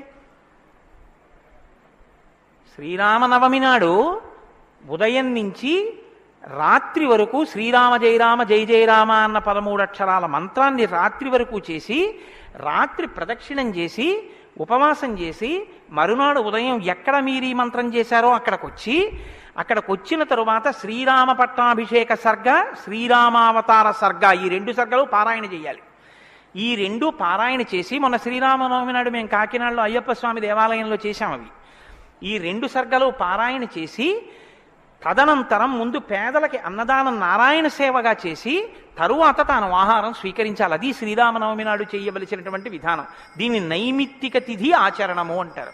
ఒక్కొక్క తిథి ఒక్కొక్కలా చెయ్యాలి. నిత్యకర్మ చేస్తూ నైమిత్తిక తిథులను చేస్తూ కృత్యచ్రాంద్రాయణాది వ్రతములను చేస్తూ ఎప్పుడూ వేదాన్ని అలా చదువుకుంటూ వేదము చెప్పినటువంటి హృదయాన్ని, వేదము చెప్పినటువంటి మంత్రములలో ఉన్న సారమును అవగతం చేసుకుని బ్రహ్మమును అనుభవంలోకి తెచ్చుకునేటటువంటి ప్రయత్నం చెయ్యడానికి ఉపకరణంగా ఈ శరీరాన్ని వాడుకుంటున్నవారు. ఎంత తేడా ఉందో మీరు గమనించండి. మనం ఏం చేస్తామంటే ఈ శరీరాన్ని పోషించి ఈ శరీరము వలన ఎన్ని సుఖములు పొందవచ్చో అన్ని సుఖములను పొందడానికి సాధనంగా దీన్ని వాడతాం. ఇది ఎందుకు అంటే దీంతో అబ్బో ఎన్ని రుచులు చూస్తాడో, దీనికి ఎన్ని స్పర్శ సుఖాలు ఇస్తాడో, దీంతో ఎన్ని వినకూడనివి వింటాడో, దీంతో ఎన్ని పీల్చకూడనివి పీలుస్తాడో. వాళ్ళు ఏం చేస్తారంటే దీన్ని సాధనంగా చేసుకుని దీన్ని ఎలా వాడుకోవాలో అలా వాడుకుంటూ దీన్ని అడ్డు పెట్టుకుని దీని ద్వారా దేన్ని తెలుసుకున్న తర్వాత ఇది పడిపోయినా పర్వాలేదో అది తెలుసుకోవడానికి ఉపకరణంగా దీన్ని వాడుకుంటారు. ఏమిటో నువ్వు అలా అన్నావు కానీ ఆ మాట ఏం స్పష్టంగా లేదని మీరు అంటారు, నాకు తెలుసు. భగవాన్ రమణుల మాటల్లో చెప్తే మీకు స్పష్టంగా అర్థమవుతుంది. ఇప్పుడు నేను అన్న మాటకి తెలుసుకోవలసినది తెలుసుకునేంత వరకు దీన్ని ఉపకరణంగా వాడుకోవడం అంటే ఏమిటని అడిగారు రమణ మహర్షిని. ఆయన అన్నారు, భోజనం చేశాక విస్తర అవతల పారేయడం.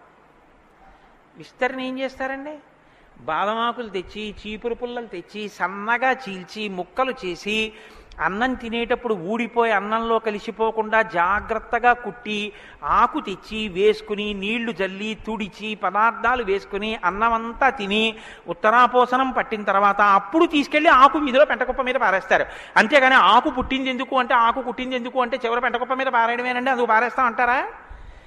దేనికి వాడుకోవాలో దానికి జాగ్రత్తగా వాడుకుని ఆ ప్రయోజనం అయిపోయిన తరువాత పెంటకుప్ప మీద విస్తరాకుని పడేసినట్టు దీన్ని సాధనంగా చేసుకుని దీనిలో ఉండి దీనితో తరించి దీనిలో ఉండి దీని వలన బ్రహ్మం అంటే ఏమిటో తెలుసుకుని అనుభవంలోకి వచ్చిన తర్వాత ఇది పడిపోతున్నా ఇది నేను కాదన్న సత్యం ఎరుకలోకి రావడం వల్ల దీని మీద భ్రాంతి లేకుండా ఇది పడిపోతున్నా సాక్షిగా చూసి ఇది పడిపోయిన తర్వాత తాను ఒకటి ఏది మారని సత్యమో సత్యంగా నిలబడిపోవడాన్ని నిత్య నైమిత్తిక కర్మాచరణ చేత తాను పొందవలసిన స్థితిని పొందగలిగినటువంటి తపస్వాధ్యాయ నిరతుడు అని పిలుస్తారు. ఇప్పుడు నారదుడు అది అంటే ఇప్పుడు ఆయన సద్గురువు మహానుభావుడై ఉన్నాడు. నారం దదాతి ఇది నారద, ఆయన జ్ఞానం ఇస్తాడు. కాబట్టి ఇప్పుడు తపస్వాధ్యాయ నిరతం అటువంటి వారు ఎక్కడికొచ్చారు? వాగ్విదాం వరం. ఆయన ఎటువంటి వాడు? వాగ్విద. వాక్ అంటే వేదం, వాక్ అంటే బ్రహ్మం, విదుడు అంటే తెలుసుకున్నవాడు. విద్ అన్న ధాతువులోంచే వేదము అన్న మాట వచ్చింది. ఏది తెలుసుకున్న తర్వాత ఇంకొకటి తెలుసుకోక్కర్లేదో అది వేదం. ఇప్పుడు తెలుసుకోవడం ఒకెత్తు, తెలుసుకున్న దాన్ని అర్థమయ్యేటట్టు చెప్పగలిగిన ప్రజ్ఞ ఒకెత్తు. ఒక ఆయన తెలుసుకున్నాడు కానీ ఆయన చెప్పలేడు, ఆయన చెప్తే అయోమయంగా ఉంటుంది. ఒక ఆయన స్పష్టంగా చెప్పగలడు, తాను అనుభవించాడు, అనుభవించిన దాని వైపుకి మిమ్మల్ని తిప్పగలడు, ఈ ప్రజ్ఞ ఉన్నవాడు. కాబట్టి వాగ్విదాం వరహ, బ్రహ్మమును బాగా తెలుసుకున్న వాళ్ళల్లో శ్రేష్ఠుడైన వాడు తాను తెలుసుకుని శిష్యుల్ని ఉద్ధరించడం కోసం కిందికి దిగొచ్చి మాట్లాడగలిగినటువంటి ప్రజ్ఞ కలిగిన వాడు. ఇటువంటి వాగ్విదాంవరం నారదం. అటువంటి నారదుణ్ణి ఎవరు ప్రశ్నించారు? ఇప్పుడు అడిగినవాడు వాల్మీకి మహర్షి. ఆయన ఎటువంటి వారు? తపస్వి, తపస్సు చేస్తున్నవారు. తపస్సు అంటే నేను మీకు ఇందాక చెప్పాను, బ్రహ్మమును తెలుసుకోవాలని తాపత్రయంతో ఉన్నటువంటి వారు, భావన వ్యగ్రతతో ఉన్నవారు. ఈయన నారదుణ్ణి అడిగారు. ఏమని అడిగారు? అయ్యా మీరు వచ్చారు, చాలా సంతోషం అండి, నాకు ఏ ఆపదలు రాకుండా మా అబ్బాయికి ఉద్యోగం వచ్చేటట్టు, నాకు సంతోషంగా ఉండేటట్టు, మా ఆశ్రమంలో ఆవులన్నీ ఎప్పుడు పాలిచ్చేట్టు చూడండి అని అడగలేదు ఆయన. ఆయన ఒక చిత్రమైన ప్రశ్న ఒకటి వేశాడు. అది లోకంలో సాధారణంగా ఎవ్వరూ అడగని ప్రశ్న. అందుకని రామాయణం పుట్టింది, లేకపోతే రామాయణం పుట్టే అవకాశం లేదు. మీరు ఒకటి బాగా జ్ఞాపకం పెట్టుకోండి, జ్ఞానం ఎక్కడి నుంచి పుడుతుంది అంటే ప్రశ్న చక్కగా వెయ్యగలిగినటువంటి శిష్య ప్రజ్ఞలోంచి పుడుతుంది. నారదం పరిపప్రచ్ఛ, పరిప్రశ్న చేశారు. ప్రశ్న అంటే అడగడం అండి. నేను ప్రశ్న వేశానండి అంటే అర్థం ఏమిటి? నేను మిమ్మల్ని అడిగాను అని. పరిప్రశ్న అంటే ఇది బాగా అర్థం చేసుకోవాలి. నారదుణ్ణి పట్టుకుని ఏదో అడిగేస్తే ఆయన ఏం చెప్పడలాగా, పరిప్రశ్న చేస్తే చెప్పాడు ఆయన. పరిప్రశ్న అంటే, ప్రశ్న అంటే అడగడం, పరి అంటే, పరి అన్న మాట ముందు కలిపారు మహర్షి. పరి అంటే బాగా జ్ఞాపకం పెట్టుకోండి. ఇప్పుడు నేను ఎవరిని అడుగుతున్నానో ఆ మహానుభావుడు నోరు విప్పి చెప్పినటువంటి మాట త్రికాలముల యందు సత్యమే. ఆయన చెప్పిన మాట మీద నాకు అవిశ్వాసం అన్న మాట ఉండక్కర్లేదు. ఆయన అన్నారు అంటే అది జరిగి తీరుతుందంతే. ఆయన చెప్పింది చేస్తే ఆ ఫలితం వస్తుందంతే. ఆయనటువంటి శక్తివంతుడు. ఈ నమ్మకం మీకు ఉండి అడగడం మొదలు పెడితే శ్రద్ధ, పరిప్రశ్నకి ముందేముంటుందో తెలుసా అండి? శ్రద్ధ ఉంటుంది. శ్రద్ధ లేకుండా వినయం ఎలా వస్తుందండి? మీరు నాకు చెప్పండి. ఇప్పుడు నేను ఒక ఆయన దగ్గరికి వెళ్ళి ఇలా, అయ్యా నమస్కారం అండి అని ఇలా ప్రణిపాతం చేసి నేల మీద పడి ఎంతో ఇదిగా 2 చేతులు ఇలా చాపి, అయ్యా మీరు నాకు దయచేసి అనుగ్రహించి ఇది చెప్పాలని ఎందుకు అడుగుతాను? ఆయన శక్తివంతుడని నేను నమ్మితేను. వీడి మొహం వీడికేం వచ్చు అనుకున్నాను అనుకో, నేను నీకేం తెలిసాడో అంటాం అంతే. పరిప్రశ్న చేస్తారేంటి? వినయం ఎప్పుడు ఉంటుంది? ఆయన శక్తివంతుడని తెలిస్తే వినయం ఉంటుంది. ఆయన శక్తివంతుడని మీరు నమ్మడాన్ని శాస్త్రంలో ఏమంటారో తెలుసా అండి? శ్రద్ధ అని పిలుస్తారు. శంకరాచార్యులు వారు భాష్యం చేస్తూ శ్రద్ధ అన్న మాట గురించి ఓ మాట చెప్పారు. శాస్త్రస్య గురువాక్యస్య సత్యబుద్ధ్యావధారణ సా శ్రద్ధా కదితా సిద్భి యయా వస్తూపలభ్యతే. శ్రద్ధ అన్న మాటకు అర్థం ఏమిటంటే, శాస్త్రము చెప్పినా గురువుగారు చెప్పినా అది పరమ సత్యమో, ఇక దానికి తిరుగులేదు, అది కాని పాటిస్తే మనకి ఫలితము వచ్చి తీరుతుందని నమ్మడమే శ్రద్ధ అని పేరు. ఆ శ్రద్ధ ఎక్కడుందో దానిలోంచి వినయం వస్తుంది. అప్పుడు గురువుగారిని చూసి వంగి వంగి వంగి వంగి నమస్కరించి మాట్లాడతావు. ఎందుకు మాట్లాడాలి? ఆయన ఏం చేతకాకో, మాట్లాడకపోతే ఆనందించలేని వాడో కాడు. ఆయన ఒక్కడు తనలో తాను ఆనందించగలడు. మరి ఇప్పుడు ఎందుకు మాట్లాడుతున్నాడు? నీ కొరకు మాట్లాడుతున్నాడు. ఆయన త్యాగం చేశాడు. ఆయన కంఠానికి శోష కలిగింది, అంటే బాధ కలిగింది. ఆయన ఊపిరికి ఘర్షణ కలిగింది. ఆయన శరీరానికి చెమట పట్టింది. దేని కొరకు? నీ కొరకు. ఆయన నీ కొరకు మాట్లాడుతున్నాడు. ఇది గుర్తిస్తే వినయం. ఈ త్యాగానికి నేనేమి ఇవ్వగలను ఆయనకి? ఈ కృతజ్ఞతాభావంతో నువ్వు నిలబడగలిగితే, అలా నువ్వు ప్రశ్నించగలిగితే పరిప్రశ్న అంటారు. ఇప్పుడు నారదం పరిపప్రచ్ఛ ఇలా ప్రశ్న వేశాడు తప్ప ఏదో ప్రశ్న వేస్తే రామాయణం వచ్చిందని మీరు అనుకోకండి. పరిప్రశ్న చేస్తే రామాయణం వచ్చింది. ఇప్పటి వరకు నారదుడు ఏం మాట్లాడలేదు. మీరు బాగా గమనించండి. వచ్చాడంతే. లోపలికి వచ్చారు, వాల్మీకి మహర్షి చూశారు, అర్ఘ్యపాద్యాదులు ఇచ్చారు, కూర్చోబెట్టారు. ఇప్పుడు పరిప్రశ్న చేస్తున్నారు. ఏ ప్రశ్న వేస్తే అసలు రామాయణం గురించి చెప్పారు ఆయన. వాల్మీకి మహర్షి అడిగిన ప్రశ్న ఏమిటంటే ఆయన్ని, కోన్వస్మిన్ సాంప్రదం లోకే గుణవాన్ కస్య వీర్యవాన్ ధర్మజ్ఞశ్చ కృతజ్ఞశ్చ సత్యవాక్యో దృఢవ్రతః చారిత్రేణ చ కోయుక్తః సర్వభూతేషు కోహితః విద్వాన్ కః కస్సమర్థశ్చ కశ్చైక ప్రియదర్శనః ఆత్మవాన్ కో జితక్రోధో ద్యుతిమాన్ కో ననసూయకః కస్య బిభ్యతి దేవాశ్చ జాతరోషస్య సంయుగే. 16 గుణములు అడిగాడు ఆయన. ఈ 16 గుణములు పరిపూర్ణముగా ఉన్నటువంటి ఒక మానవుడు ఈ లోకంలో, ఈ కాలంలో, నేను ఉన్న రోజుల్లోనే, నేను ఇప్పుడు శరీరంతో తిరుగుతుండగా నా మాంసనేత్రంతో చూడడానికి వీలుగా ఎక్కడైనా ఎవరైనా ఉన్నారా అని అడిగాడు. అంటే అలాంటి వారే ఉన్నారు. ఆయన భార్యయే తన ఆశ్రమంలో ఉంది. ఇది తెలుసా వాల్మీకి? తెలియదని చెప్పవలసి ఉంటుంది. మరి ఇప్పుడు ఎందుకు వచ్చింది ఈ ప్రశ్న ఆయన నోటి వెంట? అమ్మవారు వచ్చింది కాబట్టి వచ్చింది. అమ్మవారు ఎందుకు వచ్చింది? అసలు రహస్యం ఏమిటంటే, రామాయణం లోకానికి అందాలంటే సీతమ్మ యొక్క సేవాభాగ్యం వాల్మీకి లభించాలి. సీతమ్మ సేవాభాగ్యమే శారదాదేవి సేవాభాగ్యం. అది అందితే నోటి వెంట ఈ ప్రశ్న వచ్చింది. నోటి వెంట ఒక్క ప్రశ్న వస్తే యుగాలు మారిపోయినా మనుష్యుడిగా పుట్టిన ప్రతివాణ్ణి తరింపచేయగలిగిన ఒక ఆది కావ్యం ఆయన నోటి వెంట వచ్చింది. ఇది రావడానికి ముందు సీతమ్మ రావాలి. అందుకని ముందు సీతమ్మ వచ్చేసింది ఆశ్రమానికి. వచ్చి అక్కడ కూర్చుంది.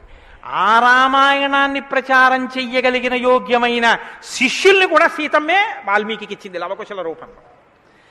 ఇది వాల్మీకిని సీతమ్మ తరింపచేసిన తీరు మీరు జాగ్రత్తగా గమనించగలిగితే వాల్మీకి తరించడానికి మొదటి కారణం సీతమ్మే. అందుకే ఆయన అన్నారు, నేను చెప్పిన రామాయణానికి పేరేమిటో తెలుసా? సీతాయాస్ చరితం మహత్ అన్నారు. అది సీతమ్మ చరిత్ర అన్నారు. తల్లి ఎంత గొప్ప తల్లో మీరు ఆలోచించండి. అందుకే సీతమ్మ ఒకరు, శారదమ్మ ఒకరా? కాదు, సీతమ్మే శారదమ్మ. కాబట్టే అంత జ్ఞానం వాల్మీకి ఇచ్చి ఈ ప్రశ్న వేయించింది. ఎందుకు వేయించాలి? సీతమ్మ వెళ్ళిపోతే రామావతారం వెళ్ళిపోతుంది. ఇక సీతమ్మ వెళ్ళిపోతుంది. ఆ రోజులు వచ్చేసాయి. అప్పటికి ఆ రోజు వచ్చేసింది. ఎందుకంటే ఇక అశ్వమేధయాగం చేసేస్తాడు రాముడు. అశ్వమేధయాగం చేస్తే సీతమ్మ కనపడుతుంది రాముడికి. సీతమ్మ రాముడికి కనపడితే వేరొకసారి పాతివ్రత్యాన్ని నిరూపించుకోమని చెప్తాడు. ఎందుకు చెప్తాడంటే ఎప్పుడు లోకం కోసం, తన కోసం కాదు. ఈ మాట అనగానే ఆవిడంటుంది, నా ప్రయోజనం అయిపోయిందా? నీకు భార్యగా నీ వంశాన్ని నిలబెట్టడానికి. రామకథ నరుడి కథ బాగా గుర్తుపెట్టుకోండి. రామకథ దేవుడి కథని మీకు జరిగితే మీకు ఎంత పనికొస్తుందో నేను చెప్పలేను. రామకథ నరుడి కథని మీరు వినండి, మీకు పనికొస్తుంది. అందుకే సీతమ్మ ఈ మాట అంది, నేను ఎందుకు వచ్చానో తెలుసా నీ పక్కకి? నీ వంశం తరించాలి. నీ వంశం తరించాలంటే నీకు పితృరుణం తీరాలి. పితృరుణం తీరాలంటే నీకు బిడ్డలు కనాలి. నీకు బిడ్డలు పుట్టాలి అంటే నా సహకారం ఉండాలి. నేను నా శరీరాన్ని త్యాగం చేస్తే నా కడుపులో ఉన్న బిడ్డలు కూడా పోతారు. పోతే నీకు పితృరుణం తీరదు. నువ్వు ఏకపత్ని వృతుడవు. ఇంకొక బిడ్డని, ఇంకొక ఆడదాన్ని స్వీకరించవు. నీ వంశం ఆగిపోతుంది. నా కారణంగా నీ వంశం ఆగకూడదు. నీ వంశం కొనసాగడానికి నీకు బిడ్డల్ని ఇచ్చాను. నా ప్రయోజనం అయిపోయింది. నేను వెళ్ళిపోతున్నానని భూమిలోకి వెళ్ళిపోయింది ఆవిడ. ఆవిడ వెళ్ళిపోయిన తర్వాత ఇక రామావతారం లేదు. సరయూ నదిలో ప్రవేశించి రామావతారం కూడా పూర్తయిపోయింది. ఇప్పుడు రామావతారం పూర్తయిపోకముందే సీతమ్మ రామాయణం పలికించాలి వాల్మీకితో. పలికించాలంటే ఈ సన్నివేశాన్ని సృష్టించాలి. నారదుణ్ణి పిలిపించింది ఆవిడ. కాబట్టి వచ్చాడు మహానుభావుడు. వస్తే ఆయన ఈ ప్రశ్న అడిగాడు. ఇప్పుడింత ఆర్తితో ఈ ప్రశ్న అనుకోకుండా నోటి వెంట వస్తే తప్ప రామాయణ కథ ప్రారంభం కాదు. అందుకని అడిగాడు, కోన్వస్మిన్ సాంప్రతంలోకే గుణవాన్ కస్య వీర్యవాన్. ఈ కాలంలో నారద మహర్షి ఇప్పుడు నేను చూడడానికి వీలుగా నేను అడిగిన మహానుభావుడు ఎవరైనా ఉన్నాడా? ఎవరు? 16 గుణములున్నవాడై ఉండాలి. గుణమన్న మాటకు అర్థం ఏమిటి? తాను గురుముఖత నేర్చుకున్నటువంటి విద్య ఏ కాలమునందు ప్రవర్తనలో ఎలా ప్రకాశించాలో అలా ప్రకాశిస్తే అది గుణముగా కనపడుతుంది. మా గురువుగారు నన్ను, నాయనా ఒరే కోటేశ్వరరావు, గోవులకు సేవ చెయ్యరా అని చెప్పారనుకోండి. నేను అలా గుళ్ళోకి వెళ్ళిపోతున్నాను. ఓ అరడజన అరటిపళ్ళు పట్టుకుని దేవాలయంలోకి వెడుతున్నాను. ఒక ఆవు నా వంక చూసి ఇలా ఇలా ఇలా ఇలా నోరు చాపింది. నేను ఆ ఆవుని దవడ మీద ఒక్క దెబ్బ కొట్టి గుళ్ళోకి వెళ్ళాను. మా గురువుగారు సంతోషించచ్చా? మా గురువుగారు చెప్పారు, రే పరాశక్తికి ఆవుకి తేడా లేదురా అని చెప్పారు. ఇప్పుడు నేనేం చెప్పాలి? నేను లోపలికి వెళ్ళి అర్చకుడికి ఇస్తే నివేదన చేస్తాడు. ఇక్కడో నా తల్లి ఎదురొచ్చి నా దగ్గర ప్రత్యక్షంగా తింటానని అడుగుతోంది. అమ్మ ఏమి భాగ్యం, అక్కడ ఇంకా తొక్క తీసి పెట్టాలి, ఇక్కడ తొక్కతో తినడానికి సిద్ధంగా ఉన్నావు. నా చేత్తో పెట్టుకుంటాను. 2 చెప్పులు ఇప్పి గభాల్లో 2 అరటిపళ్ళు నేను పెట్టాలి. పెడితే నేను గురువాక్యాన్ని అనుష్ఠానంలోకి తెచ్చుకున్నవాడిని. ఇప్పుడు గుణముగా ప్రకాశిస్తుంది. కోటేశ్వరరావు గారండే వాళ్ళ గురువు గారు చెప్పింది గుర్తుపెట్టుకుని ఆవుకి 2 అరటిపళ్ళు పెట్టాడు. అదో గుణం. అంటే నేను నా గురించి చెప్పుకుంటున్నాను అనుకోకండి. నేనే అటువంటి పుణ్యకార్యాలు చేసిన వాడిని కాదు మహాప్రభు. ఏదో ఉదాహరణకి చెప్పానంతే. అదే స్వోత్కర్ష కోసం చెప్పిన వాడిని కాదు. కాబట్టి గుణము అంటే విన్నది, చదువుకున్నది, ప్రవర్తనయందు ఆ సందర్భంలో ప్రకటనమైతే, ప్రకాశిస్తే గుణం అవుతుంది. అలా ఉన్నాయా ఎవరికైనా? అలా ఉన్నవాడు ఉన్నాడా? గురువుగారి దగ్గర నేర్చుకున్నవి అనుష్ఠానంలోకి వచ్చేటప్పటికి గురువు ఏం చెప్పారో అలా ప్రవర్తించిన వాడు ఉన్నాడా? మీరు ఇలా వినండి రామాయణాన్ని. ఇంక తర్వాత కోన్వస్మిన్ సంప్రదంలోకే ఎప్పుడో కాదు వామనమూర్తి ఉన్నారు, నరసింహావతారం ఉందని చెప్పకు. ఇప్పుడున్నాడా? ఇది వాల్మీకి ప్రశ్న. కోన్వస్మిన్ సంప్రదంలోకే గుణవాన్ కస్య వీర్యవాన్. వీర్యవాన్ అంటే వీర్యవంతుడు ఉన్నాడా? వీర్యవంతుడంటే ఎటువంటి యుద్ధం వచ్చినా చెక్కు చెదరకుండా తానుగా నిలబడి తనలో ఏ మార్పు లేకుండా బయట మార్పు తేగలిగిన వాడు, ఎంతమందినైనా పడగొట్టగలిగిన వాడు. అటువంటి వాడు ఉన్నాడా? ఉంటే వీర్యవాన్. కోన్వస్మిన్ సంప్రదంలోకే గుణవాన్ కస్య వీర్యవాన్ ధర్మజ్ఞస్య. ధర్మం తెలుసుకున్నవాడు ఉన్నాడా? ధర్మం తెలియడం అంటే మీరు బాగా గుర్తుపెట్టుకోండి ఒకటి. ధర్మం తెలియడం అంటే ఏమిటో తెలుసా అండి? అధర్మం కూడా తెలియడం. ధర్మమే తెలిస్తే పూర్ణత్వం కాదు. ధర్మం తెలియడం అంటే అధర్మం కూడా తెలియడం. ఏది చెయ్యాలో తెలియడం అంటే ఏది చెయ్యకూడదో కూడా తెలియడం. మీరు కొంచెం ఆలోచించండి. నేను మాట అనేసి వదిలేస్తాను, ఇప్పుడు మీరు జవాబు చెప్పక్కర్లేదు. చెయ్యమన్నది చెయ్యడం తేలిక, చెయ్యొద్దన్నది వదిలేయడం తేలిక. చెయ్యొద్దన్నది వదిలేయడమే చాలా కష్టం. మీరు చూడండి, నేను మంత్రం ఇస్తాను 11 మార్లు చెయ్యండి రోజు, ఒక్క మాట కూడా మీకు కోతి గుర్తు రాకూడదన్నాను అనుకోండి, అలా చేయగలరా? ఇది వద్దు అని ఏదంటామో అదే చేయబుద్ధి వేస్తుంది. దేవుడికి 2 అగరత్తులు పెట్టు అన్నాను అనుకోండి, భయానికో భక్తికో 2 అగరత్తులు వెలిగించేయడం తేలిక. వద్దన్నది చేయకుండా ఉన్నవాడు ప్రజ్ఞావంతుడు. వద్దన్నది చేయకుండా ఉండాలంటే అధర్మం తెలియాలి కదండి. అధర్మం తెలియడం, ధర్మం తెలియడం, ధర్మం పాటించడం, అధర్మం విడిచిపెట్టడం, అధర్మం చేసిన వాడిని కూడా ఉండకుండా చేయడం, ఎందుకంటే వాడి వల్ల ధర్మం వ్యాప్తి చెందకుండా. ఇది ధర్మం తెలియడం. కాబట్టి ధర్మజ్ఞశ్చ కృతజ్ఞశ్చ. కృతజ్ఞశ్చ అంటే ఎవరో కనుక ఒక ఉపకారం చేశాడు, వాడు అదృష్టం అండి నన్ను సేవించుకున్నాడు అండం కాదు, ఎంత మహానుభావుడండి, నిజంగా నాకు ఎంత ఉపకారం చేశారండి, ఎంత ఉపకారం చేశారండి అని తలుచుకు తలుచుకు తలుచుకు తలుచుకు పొంగిపోగలిగినటువంటి మనసు ఉండడం. అసలు మనుష్య జన్మకు ఉండవలసిన ప్రధాన లక్షణం అదేనండి. కృతజ్ఞో నాస్తి నిష్కృతి. కృతజ్ఞత లేని వాడికి నిష్కృతి లేదు. అటువంటి కృతజ్ఞత ఉన్నవాడు ఉన్నాడా లోకంలో ఎవరైనా? ధర్మజ్ఞశ్చ కృతజ్ఞశ్చ సత్యవాక్యో. ఎప్పుడూ సత్యమే మాట్లాడాలి, మిన్ను విరిగి మీద పడిపోని నేను సత్యమే చెప్తాను అని వ్రతం పట్టినవాడు ఎవరైనా ఉన్నాడా? సత్యవాక్యో దృఢవ్రత. ఒక పని మొదలు పెడితే అనుకున్నాం కాదండి అది అలా అవుతుందా అందుకని వదిలేశాను లేండి ఇప్పుడు మార్చేశాను సంకల్పం అనకుండా, తాను ఒక్కసారి నోటి వెంట ఇది చేస్తానని అంటే పిడుగులు పడిపోయినా ఆ పని చెయ్యగలిగినటువంటి వాడు, దాన్ని విడిచిపెట్టనటువంటి వాడు, అటువంటి పూనిక ఉన్నవాడు ఉన్నాడా? దృఢవ్రత. కాబట్టి కోన్వస్మిన్ సాంప్రదంలోకే గుణవాన్ కశ్చ వీర్యవాన్ ధర్మజ్ఞశ్చ కృతజ్ఞశ్చ సత్యవాక్యో దృఢవ్రత చారిత్రేణ చకోయుక్త. ఆయన ప్రవర్తనని చూస్తే ఇంకా మీరు వేదం చదవక్కర్లేదు. వేదం చదవక్కర్లేదంటే చదవద్దని కాదు నా ఉద్దేశం. ఆయన ప్రవర్తన చూస్తే ఆయన ఏది చేశారో అదే వేదం చెప్పింది అని గుర్తు. అటువంటి ప్రవర్తన ఉన్నవాడు ఉన్నాడా? పడుకున్నా, లేచినా, మాట్లాడినా, కూర్చున్నా, నించున్నా, నడిచినా, ఏం చేస్తున్నా ధర్మానికి అనుగుణంగా ప్రవర్తించగలిగినటువంటి నడవడి కలిగినటువంటి వాడు లోకంలో ఉన్నాడా? చారిత్రేణ చకోయుక్త సర్వభూతేషు కోహిత. ఇంత బలపరాక్రమాలు ఉండి కూడా సమస్త భూతముల పట్ల దయ కలిగిన వాడు లోకంలో ఉన్నాడా? గుండెల నిండా అంత కారుణ్యం ఉన్నవాడు ఉన్నాడా? సర్వభూతేషు కోహిత విద్వాంకః. తెలుసుకోవలసినవన్నీ సమస్తము తెలుసుకున్నటువంటి విజ్ఞాని ఉన్నాడా? అటువంటి విద్వాంసుడు ఉన్నాడా? విద్వాంకః కస్సమర్థశ్చ. ఎటువంటి పనైనా సరే వీరు చెయ్యలేరు వీరు చెయ్యలేరు అనొచ్చేమో కానీ ఆయన ఇది చెయ్యలేరని చెప్పడానికి ఒక పని లేకుండా ఏ పనులైనా చెయ్యగలిగిన వాడు ఉన్నాడా? కస్సమర్థశ్చ కశ్చైక ప్రియదర్శన. ఎప్పుడు మీరు చూసినా చూడాలనిపించేట్టుగా ఉండేవాడు ఉన్నాడా?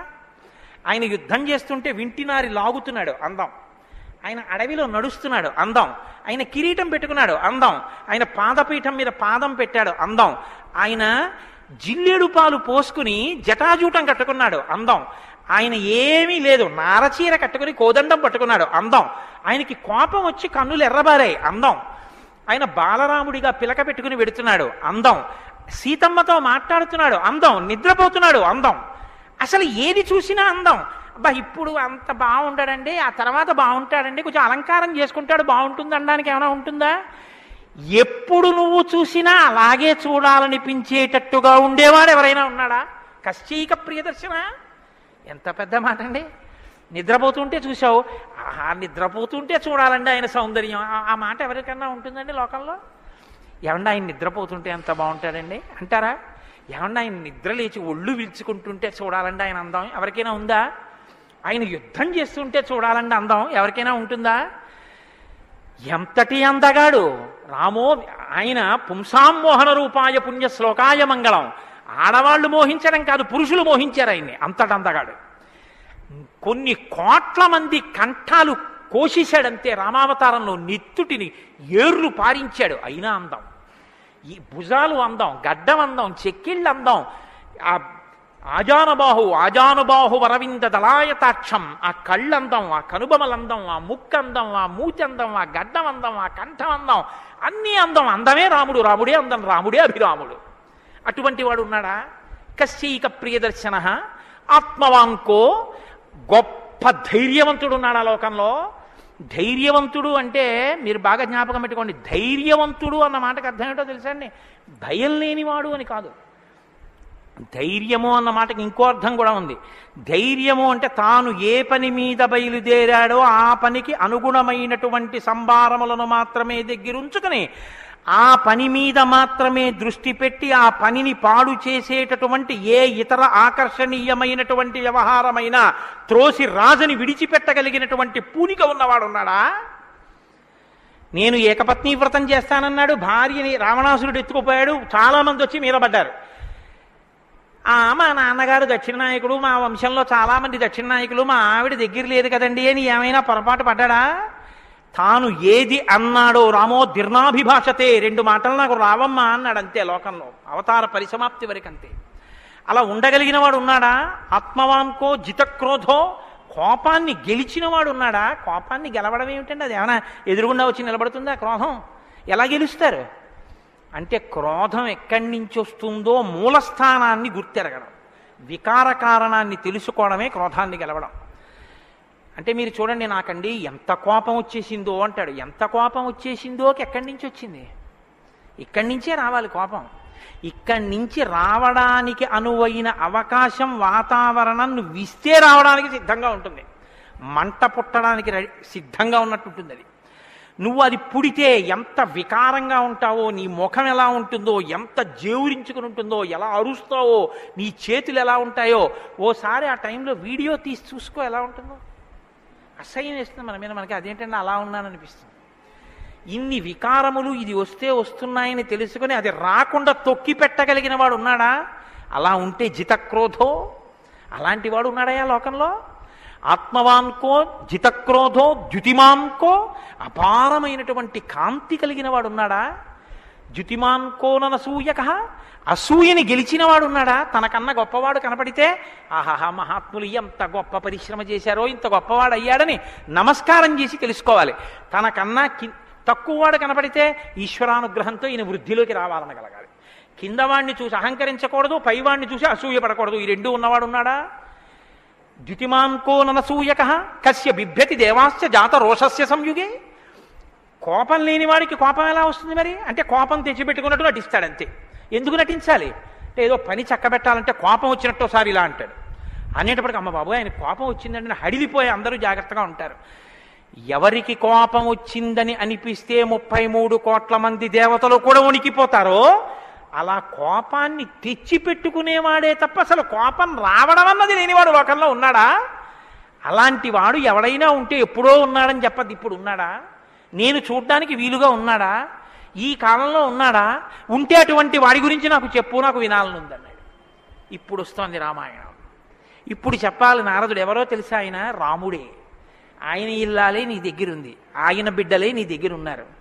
వాల్మీకి మహర్షి ఆయనే అయోధ్యాధిపతి, ఆయనే రామచంద్ర ప్రభువు అని చెప్తే వాల్మీకి పొంగిపోవాలి కదండి. రామాయణ ఆవిర్భావం జరుగుతోందన్నమాట. ఇవాళ రామాయణం పుడుతోంది. ఆ సన్నివేశంలో ఉన్నాం మనం. ఇప్పుడు ఈ మాటలు అడిగితే వాల్మీకి మహర్షి చాలా చమత్కారమైనటువంటి జవాబు ఒకటి చెప్పారు. ఆయన అన్నారు, బహవో దుర్లభాశ్చైవ ఏత్వయా కీర్తితా గుణాః మునే వక్షామ్యహం బుద్ధ్వా తైర్యుక్త శ్రూయతాన్నరః. చాలా క్లిష్టమైనటువంటి ప్రశ్న ఒకటి అడిగావు. సాధారణంగా లోకంలో మానవుల్లో నువ్వు అడిగినటువంటి 16 గుణములు ఒక వ్యక్తి యందు ప్రకాశించేటటువంటి వాడు ఉండడు. కాబట్టి ఇప్పుడు ఎవరై ఉండాలి? నరోత్తముడై ఉండాలి, సాక్షాత్ శ్రీ మహావిష్ణువై ఉండాలి. అటువంటి వాడే కాని నరుడిగానే ఉన్నాడు ఇప్పుడు. ఆయన విష్ణు అంటే ఆయనే అంగీకరించాడు. ఆయన నేను నరుణ్ణి అంటాడు, నేను దాశరథిని అంటాడు, నేను దశరథ మహారాజు కొడుకునయ్యా అంటాడు. నరుడిగా ఈ లోకంలో తిరుగుతున్నవాడు ఉన్నాడు. అటువంటి వాడి గురించి చెప్తాను, జాగ్రత్తగా వినన్నాడు. ఇది సంక్షేప రామాయణం. 100 శ్లోకాలతో ఇక్కడ ప్రతిరోజు సంక్షేప రామాయణం జరుగుతోంది అని అన్నారే. సంక్షేప రామాయణాన్ని పెద్దలు సంప్రదాయంలో ఏమని పిలుస్తారో తెలుసా అండి? మాలామంత్రము అని పిలుస్తారు. ఎందుకంటే శారదా తిలకము అని మంత్రాల గురించి చెప్పేటటువంటిది, బీజాక్షరాల గురించి చెప్పే విషయం ఒకటి ఉంది. అందులో 10 అక్షరాలు మంత్రంలో దాటిపోతే దాన్ని మాలామంత్రములని పిలుస్తారు. 100 శ్లోకములతో ఉన్న సంక్షేప రామాయణం మాలా మంత్రం. అందుకే సంక్షేప రామాయణాన్ని పారాయణ చేస్తే అది రక్షణ చేస్తుంది. మననాత్ త్రాయితే ఇతి మంత్ర. దాన్ని మననం చేస్తే అది కాపాడుతుంది. సంక్షేప రామాయణం కూడా అలా కాపాడుతుంది. సద్గురువైనటువంటి నారద మహర్షి నోటిలోంచి పుట్టింది సంక్షేప రామాయణం. మహానుభావుడు నేను చెప్తున్నానయ్యా విను అని చెప్తున్నాడు. ఇక్ష్వాకు వంశ ప్రభవో రామో నామ జనైశ్రుత నియతాత్మా మహావీర్యో ద్యుతిమాన్ ధృతిమాన్ వసీ. ఇక్ష్వాకు వంశ ప్రభవో, ఇక్ష్వాకు వంశంలో పుట్టినవాడు ఉన్నాడయ్యా అన్నారు. మీరు ఈ మాట వినాలి. మొట్టమొదట ఎవరైనా రాముడు అని చెప్పలేదు. ఎవరని చెప్పాడు? ఇక్ష్వాకు వంశంలో పుట్టినవాడు ఉన్నాడు అన్నారు.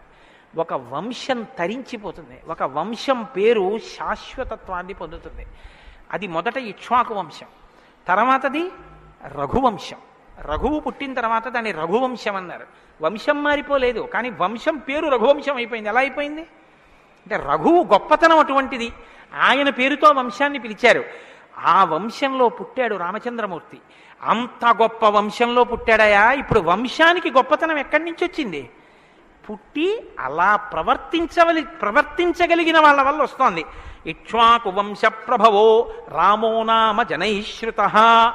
ఆయనని జనులందరూ రాముడు అని పిలుస్తూ ఉంటారు. రామో నామ జనైశ్రుత. ఎందుకని? రమయతి ఇది రామ.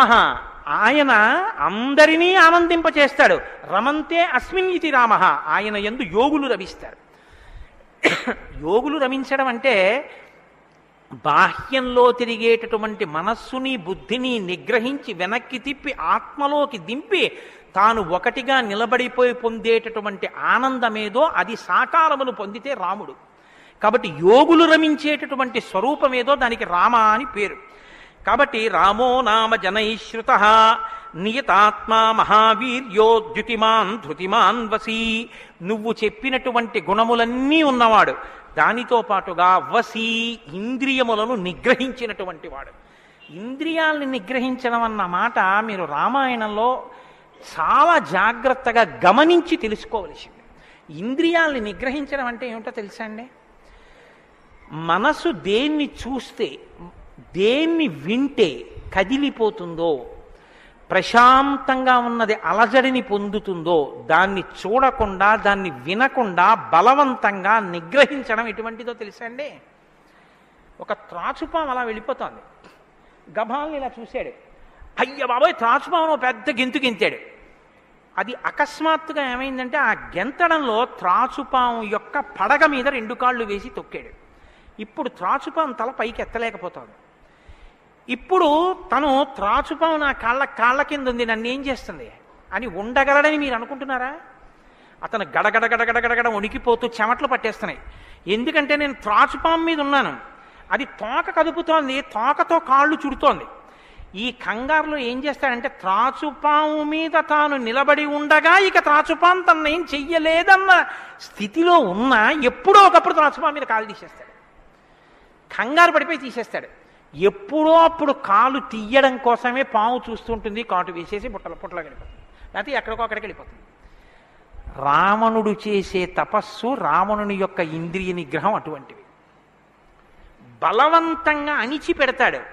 అవకాశం రాగానే అది ఒక్కసారి జడలు విప్పి ప్రళయతాండవం చేసి రావణుణ్ణి పడగొడుతుంది. మండోదరి చెప్పింది ఈ మాట, నా సొంతం కాదు. రాముడు అలా కాదు, విచారణ చేసి ఉంటాడు. అర్థమనర్థం భావయనిత్యం అంటారు శంకరాచార్యులు వారు. నారీస్తన భరనాభీదేశం దృష్ట్యా మాగా మోహావేశం ఏతత్ మాంసవసాది వికారం మనసి విచింత్య వారం వారం అంటారు. మనసు దేని చేత కదిలిపోతోందో దాని యథార్థ స్వరూపాన్ని బాగా విచారణ చేస్తారు.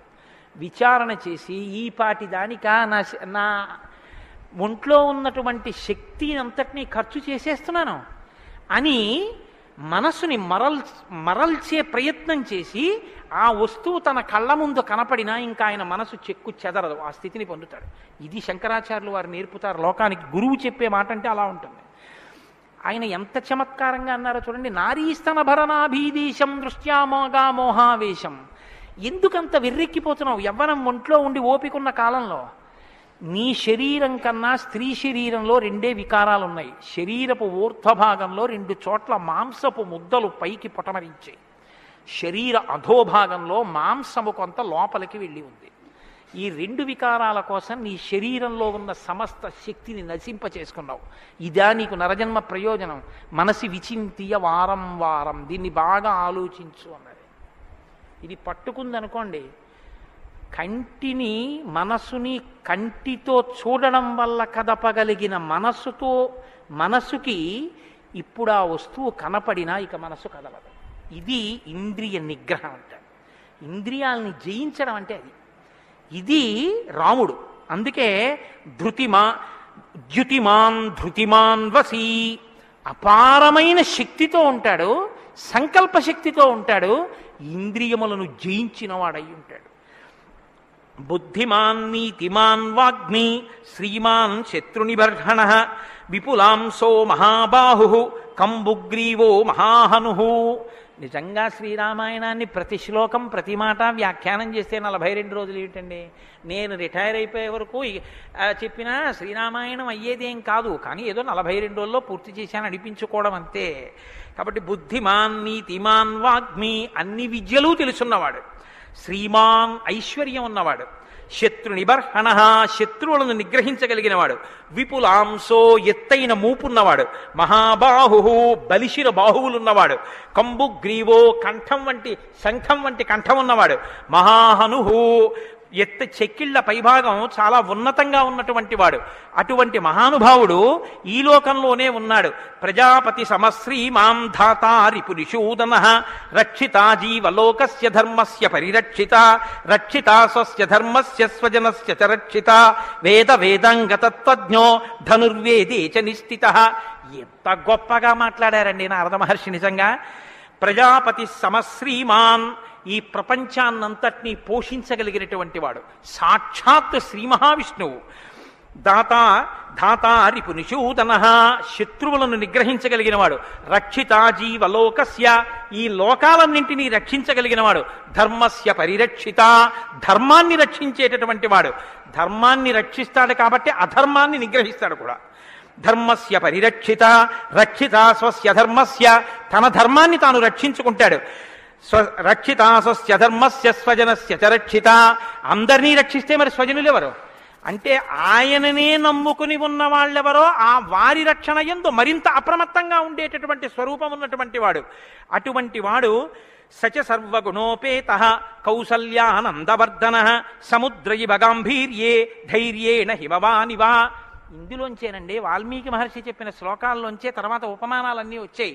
ఇప్పటికీ మనం చూడండి, ఆయన మేరునగ ధీరుడండి అంటాం.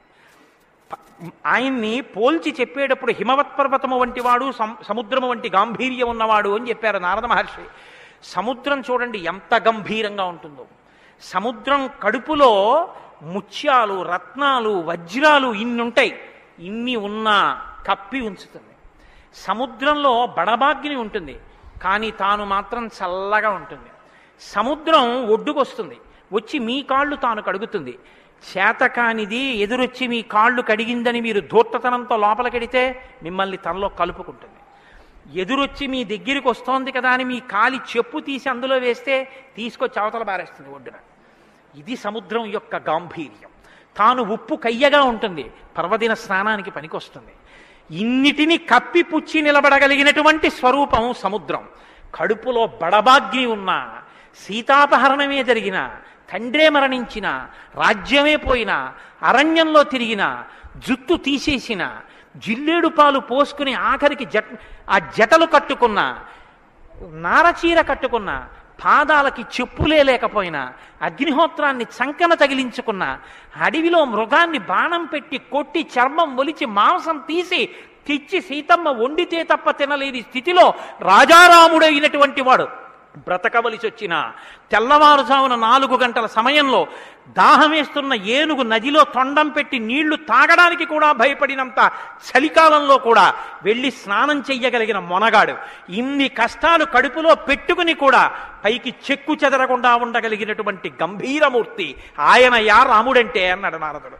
కాబట్టి సముద్రయివ గాంభీర్యే ధైర్యేణ హిమవానివా ధైర్యంలో హిమవత్ పర్వతం వంటివాడు. పర్వతాన్ని చూడండి, వర్షధారల చేత కొట్టబడుతుంది, పిడుగులు పడిపోతాయి. ఆ పర్వతం మీదే చెట్లు పెరుగుతాయి, ఆ పర్వతం మీదే సింహాలు తిరుగుతాయి, పులులు తిరుగుతాయి. ఆ సముద్రానికి కన్నాలు పెట్టి పావులు పడుకుంటాయి. చిట్టెలుకలు కన్నాలు చేసి ఆ పర్వత పాదాల మీద తిరుగుతూ ఉంటాయి.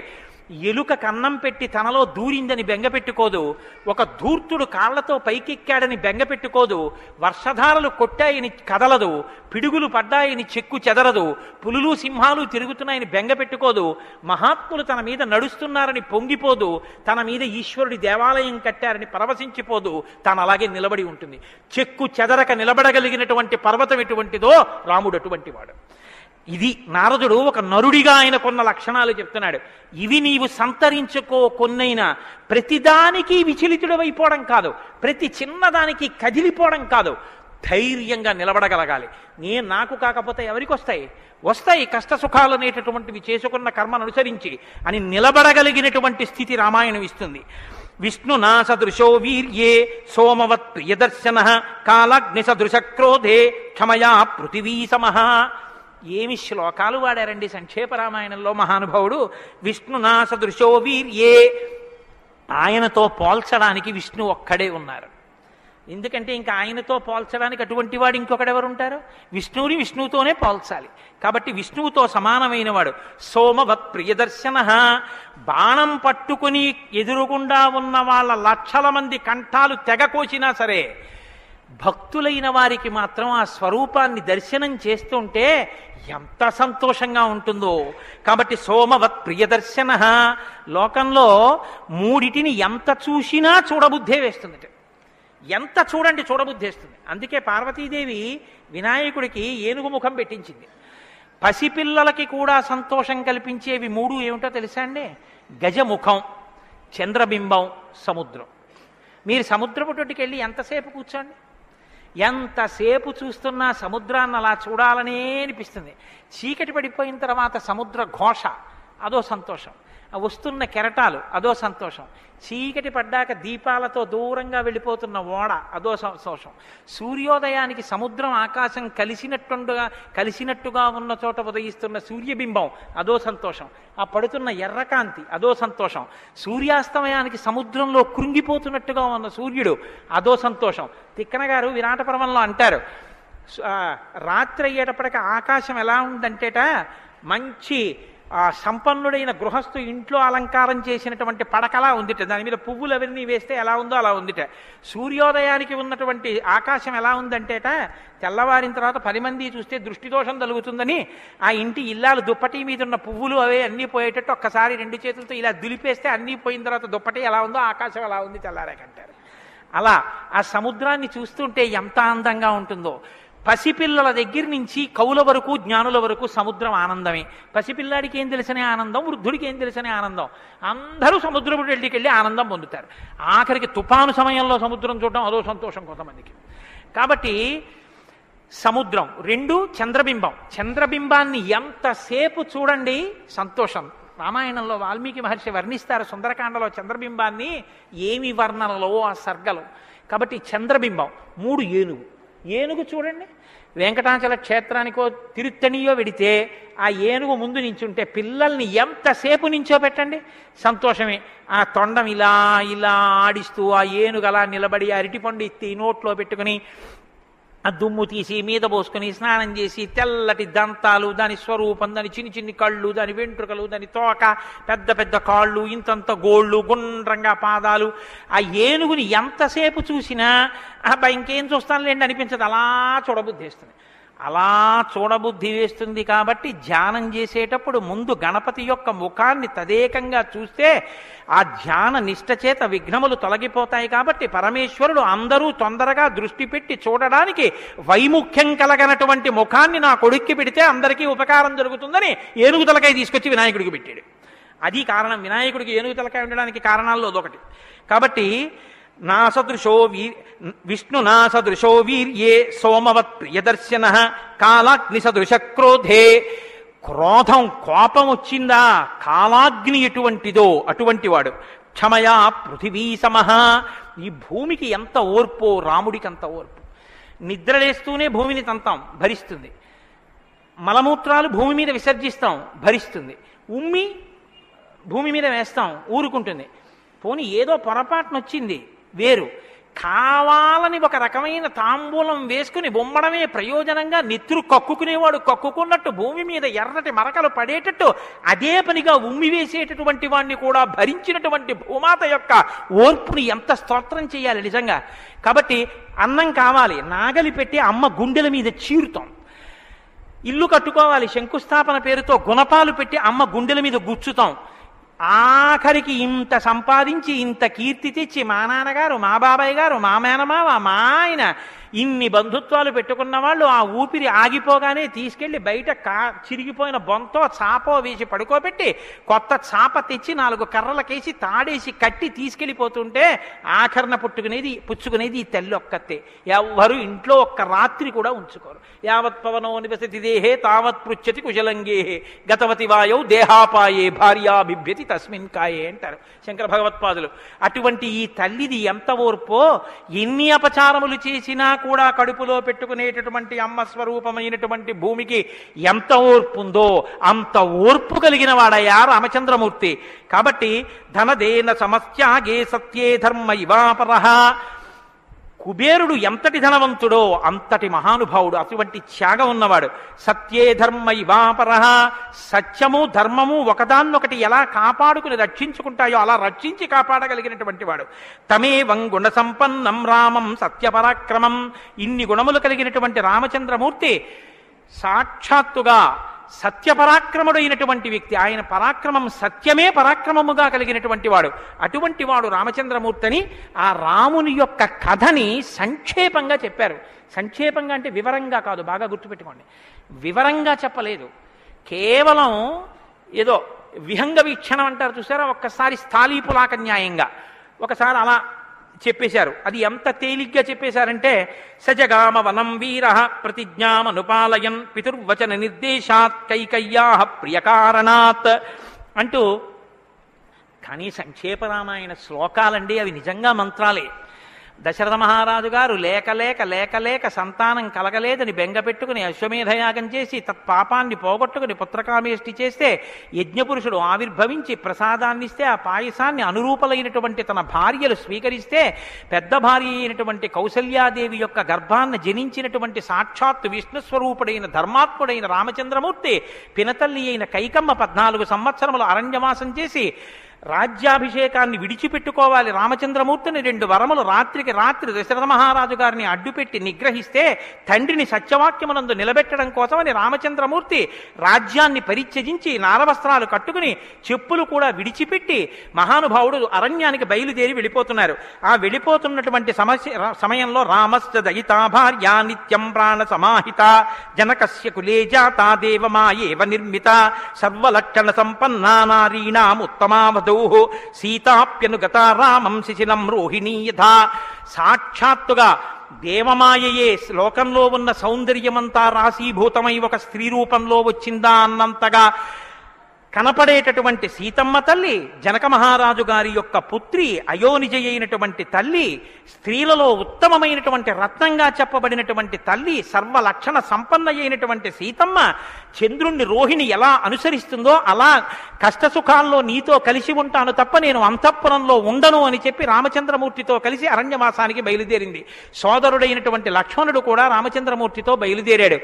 ముగ్గురు అరణ్యవాసం చేస్తున్నటువంటి సమయంలో చిత్రకూట పర్వతం మీద ఉండగా తనకి రాజ్యం కావాలని భరతుడు కోరకపోయినా తల్లి వరం చేత రాజ్యాన్ని పొందడానికి అర్హుడైన భరతుడు మేనమామ గారి ఇంటి నుంచి తిరిగి వచ్చేసరికి దశరథ మహారాజు గారు ప్రాణాలు విడిచిపెడితే నాకు ఈ రాజ్యం వద్దని భరతుడు శత్రుఘ్నుడితో వశిష్ఠుడితో తల్లులతో కలిసి చిత్రకూట పర్వతం దగ్గరికి వెళ్ళి అన్నా రామా నాకొద్దు, ఈ రాజ్యం నువ్వే తీసేసుకోమని ఎంత నిగ్రహించినా ధర్మాత్ముడు సత్యవాక్య పరిపాలకుడైనటువంటి రామచంద్రమూర్తి నా తండ్రిని సత్యంలో నిలబెట్టడం కోసం నేను ఈ వనవాసానికి వచ్చాను తప్ప నాకు ఈ రాజ్యం అక్కర్లేదని స్వీకరించడం మానేసి తన పాదుకలను తీసుకెళ్లి భరతుడికి ఇస్తే భరతుడు పాదుకలను పట్టుకుని నందిగ్రామానికి వచ్చి సింహాసనం మీద పెట్టి రాజ్యం చేస్తుంటే మహానుభావుడు చిత్రకూట పర్వతం మీదే ఉన్నట్టయితే వచ్చినటువంటి తల్లులు సోదరులైనటువంటి భరత శత్రుఘ్నులు జ్ఞాపకానికి వస్తారని చిత్రకూటాన్ని విడిచిపెట్టి దండకారణ్యంలో ప్రవేశించి ఉన్నటువంటి సమయంలో అక్కడ ఉన్నటువంటి రాక్షసులలో ఒకటి అయినటువంటి శూర్పణక వచ్చి రామచంద్రమూర్తి యొక్క తమ్ముడైన లక్ష్మణుడు లేదా సంక్షేప రామాయణం ప్రకారం రాముడంటే లక్ష్మణుడు చేసిన పని రాముడు చేసినట్టే. అందుకని రాముడి చేత ముకుచెవులు కోయబడితే ఆ శూర్పణక చేత ప్రేరేపింపబడిన కరదూషణాదులు త్రిశిరస్సు అనేటటువంటి 14,000 మంది రాక్షసులు రాముడి మీద దండెత్తి వస్తే తృణప్రాయంగా 14,000 మందిని నిగ్రహించినటువంటి రామచంద్రమూర్తి యొక్క పరాక్రమాన్ని శూర్పణక వల్ల తెలుసుకున్నటువంటి రావణాసురుడు అసూయతో సీతమ్మ తల్లి మీద మోహంతో సీతమ్మ తల్లిని అపహరించి తీసుకుని వెళ్ళిపోతే ఆగ్రహించినటువంటి రామచంద్రమూర్తి శబరిని దర్శనం చేసి తర్వాతి కాలంలో సుగ్రీవుడితో స్నేహం చేసి వారిని నిగ్రహించి దశ దిశలకి వానరుల్ని పంపిస్తే దక్షిణ దిక్కుకు వెళ్ళినటువంటి హనుమ సీతమ్మ తల్లి యొక్క జాడ కనిపెట్టి 100 యోజనముల సముద్రాన్ని దాటి ఈవలి ఒడ్డుకు వచ్చి రామచంద్రమూర్తికి సీతమ్మ క్షేమవార్త చెప్తే రామచంద్రమూర్తి నీలుని యొక్క సహకారంతో సముద్రానికి సేతువు కట్టి సముద్రాన్ని దాటి ఆవలి ఒడ్డుకు వెళ్లి లంకారాజ్యంలో వానర సహకారంతో రావణ కుంభకర్ణాది వీరులను నిగ్రహించి తిరిగి మళ్ళీ అయోధ్యా పట్టణానికి వచ్చి పట్టాభిషిక్తుడై 11,000 సంవత్సరములు ఈ రాజ్యాన్ని పరిపాలన చేసి రామరాజ్యం ఇలా ఉంటుంది అని చెప్పి లోకానికి చాటి చెప్పిన వాడయ్యా రామచంద్రమూర్తి అంటే సంక్షేప రామాయణాన్ని కథారూపంగా శ్లోకరూపంగా నారద మహర్షి వాల్మీకి మహర్షిగా ఉపదేశం చేశారు. ఉపదేశం చేస్తే సంతోషించారు. ఆ రామరాజ్యం యొక్క గొప్పతనాన్ని 4 శ్లోకాలు వినకపోతే మనం దోషం చేసిన వాళ్ళం అవుతాం. ప్రహృష్టముదితో లోకస్తుష్ట పుష్ట సుధార్మిక నిరామయో హ్యరోగశ్చా దుర్భిక్ష భయవర్జిత న పుత్రమరణం కించిత్ ద్రక్షంతి పురుషః క్వచిత్ నార్యాశ్చా విధమా నిత్యం భవిష్యంతి పతివ్రతాః న చాగ్నిభయం కించిత్ ఆప్సుమజ్యంతి జంతవః న మాతజం భయం కించిత్ నాపి జ్వరకృతం తథా న చాపి క్షుద్భయం తత్ర న తస్కర భయం తథా నగరాణి చ రాష్ట్రాణి ధనధాన్యయుతాని చ నిత్యం ప్రముదితాః సర్వే యథా కృతయుగే తథా అశ్వమేధశతైర్రిష్టా తథా బహుసువర్ణకైః. రామచంద్రమూర్తి రాజ్యం చేసేటటువంటి కాలంలో కొడుకులు మరణిస్తే పెద్దవాళ్ళైనటువంటి వాళ్ళు పిల్లలకి ప్రేతకార్యం చేయడం అన్నది లేదు. స్త్రీలు విధవలై భర్త మరణిస్తే జీవించవలసినటువంటి దౌర్భాగ్యం లేదు. అందరూ పసుపు కుంకాలతో భర్త చేతుల మీద వెళ్ళిపోయేవారు. ఎక్కడ అగ్నిభయం ఉండేది కాదు. జంతువులు నీళ్లలో మునిగి మరణించడం అనేటటువంటిది ఉండేది కాదు. వాతభయం కానీ, అనారోగ్యాలు కానీ, జ్వరాలు ఏర్పడడం కానీ, భయంకరమైన వ్యాధులు పటమరించడం కానీ, దొంగతనం కానీ, క్షుద్బాధ కానీ, ఆకలితో అలమటించడం కానీ, అశాంతి కానీ లోకంలో ఎక్కడా లేవు. అశ్వమేధాది యాగములను చేసి ఎంతో మంది బ్రాహ్మణులకి బంగారాన్ని దానం చేశాడు.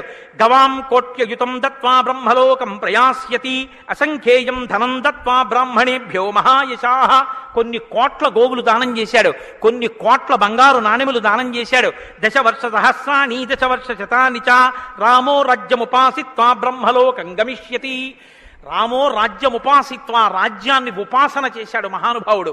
అంత గొప్ప పరిపాలన చేసి 11,000 సంవత్సరముల పరిపాలన తర్వాత బ్రహ్మలోకాన్ని చేరుకున్నాడు. ఇదం పవిత్రం పాపఘ్నం పుణ్యం వేదైశ్చ సంహితం. ఈ రామాయణ కథ ఉన్నదే, ఈ రామాయణ కథ పాపములనన్నిటినీ పోగొడుతుంది. ఇది వేదములతో సమానమైనది. యప్పటే రామచరితం సర్వపాపై ప్రముచ్యతే. ఎవరు ఈ రామ కథని వింటున్నారో వాళ్ళకి సర్వ పాపములు తొలగిపోతాయి. సత్యం సత్యం పునఃసత్యం, ఇందులో అనుమానమేమీ లేదు. ఏతదాఖ్యానమాయుష్యం పఠన్ రామాయణం నరః. ఎవరు ఈ రామాయణాన్ని చదువుకుంటున్నారో వింటున్నారో వాళ్ళకి ఆయుష్యం నిలబడుతుంది, అపమృత్యు దోషం తొలగిపోతుంది. సపుత్ర పౌత్ర సగణః ప్రేత్య స్వర్గే మహీయతే. పుత్రుల్ని, కొడుకుల్ని, మనవల్ని చూసిన తర్వాత 3 తరాలు చూసిన తర్వాత సంతోషంతో సుఖశాంతులతో ఇహమనందు జీవించి ఆఖర తేలికగా శరీరం నుంచి ప్రాణం విడిపోయి జీవుడు సంతోషంగా భగవన్నామని చెప్తూ స్వర్గలోకాన్ని చేరుకుంటాడు. ఇంతటి గొప్ప అనుభూతిని, ఐశ్వర్యాన్ని అనుగ్రహించగలిగినటువంటి శక్తి కలిగినటువంటిది రామాయణం.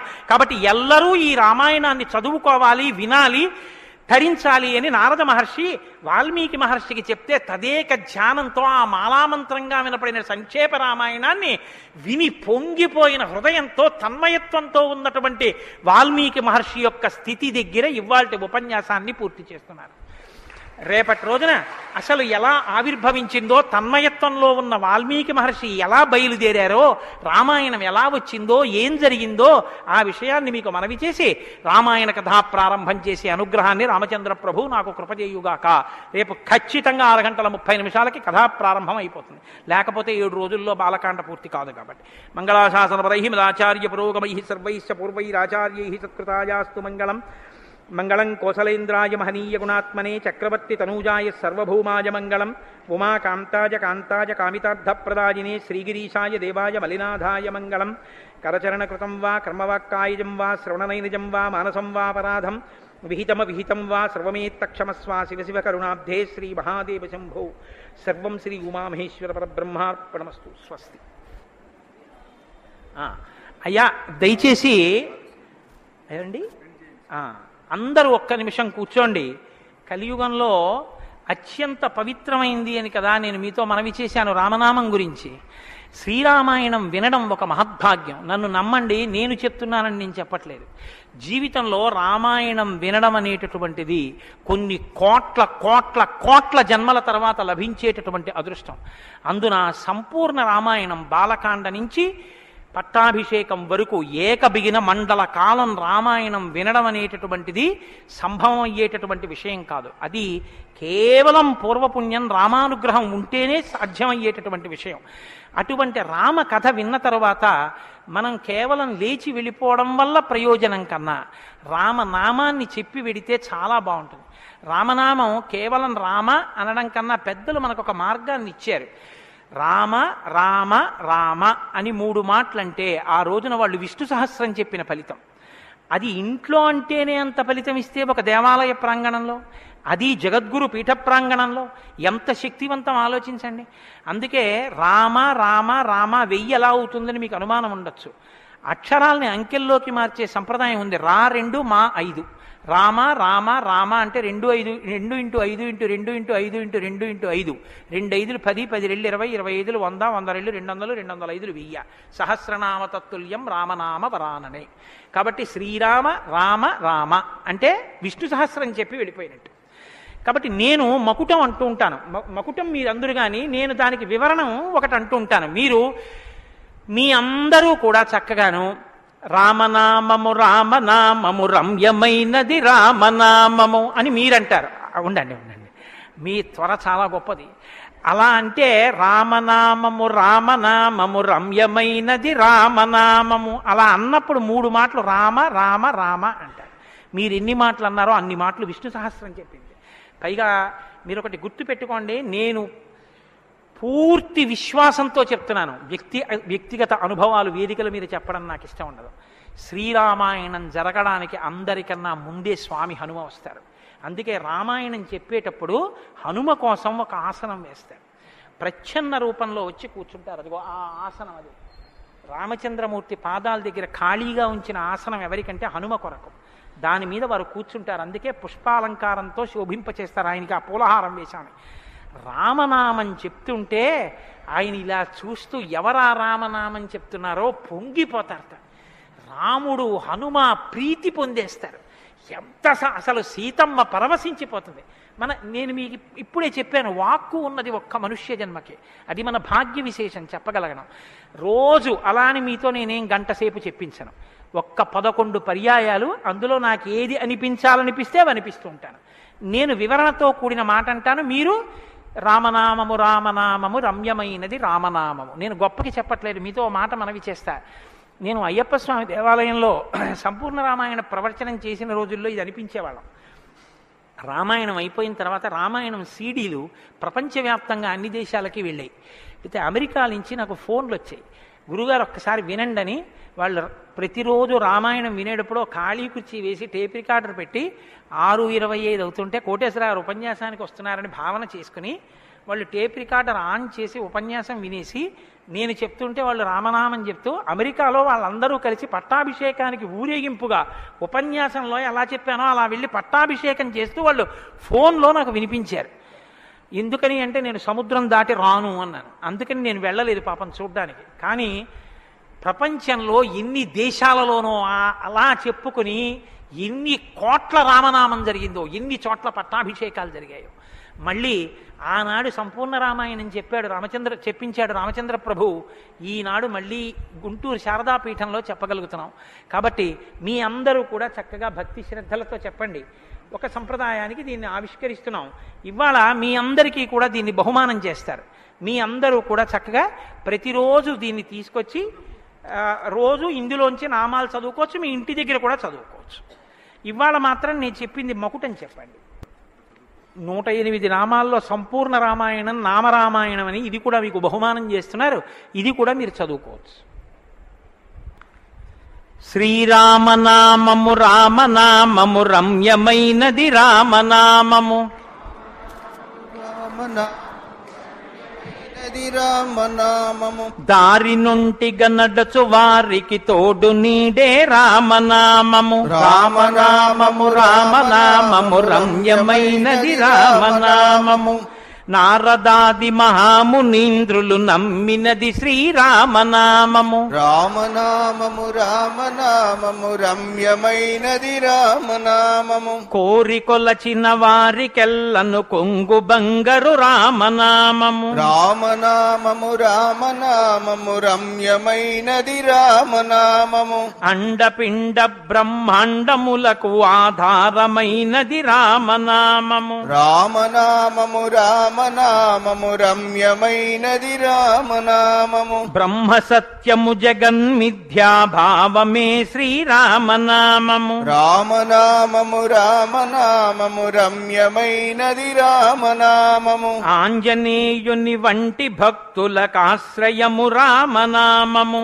రామనామము రామనామము రమ్యమైనది రామనామము రాకడయు పోకడయు లేనిది రమ్యమైనది రామనామము రామనామము రామనామము రమ్యమైనది రామనామము నిర్వికారము నిర్వికల్పము నిర్గుణము శ్రీరామనామము రామనామము రామనామము రమ్యమైనది రామనామము జీవితంబున నిత్య జపముగ చేయవలె శ్రీరామనామము రామనామము రామనామము రమ్యమైనది రామనామము నిజ స్వరూపము బోధకంబగు తారకము శ్రీరామనామము రామనామము రామనామము రమ్యమైనది రామనామము వేదవాక్య ప్రమాణములచే అలరుచున్నది శ్రీరామనామము రామనామము రామనామము రమ్యమైనది రామనామము తల్లివలె రక్షించు సుజనుల నెల్ల కాలము రామనామము రామనామము రామనామము రమ్యమైనది రామనామము మంగళంబగు భక్తితో పాడిన శుభకరంబగు శ్రీరామనామము రామనామము రామనామము రమ్యమైనది రామనామము. స్వస్తి.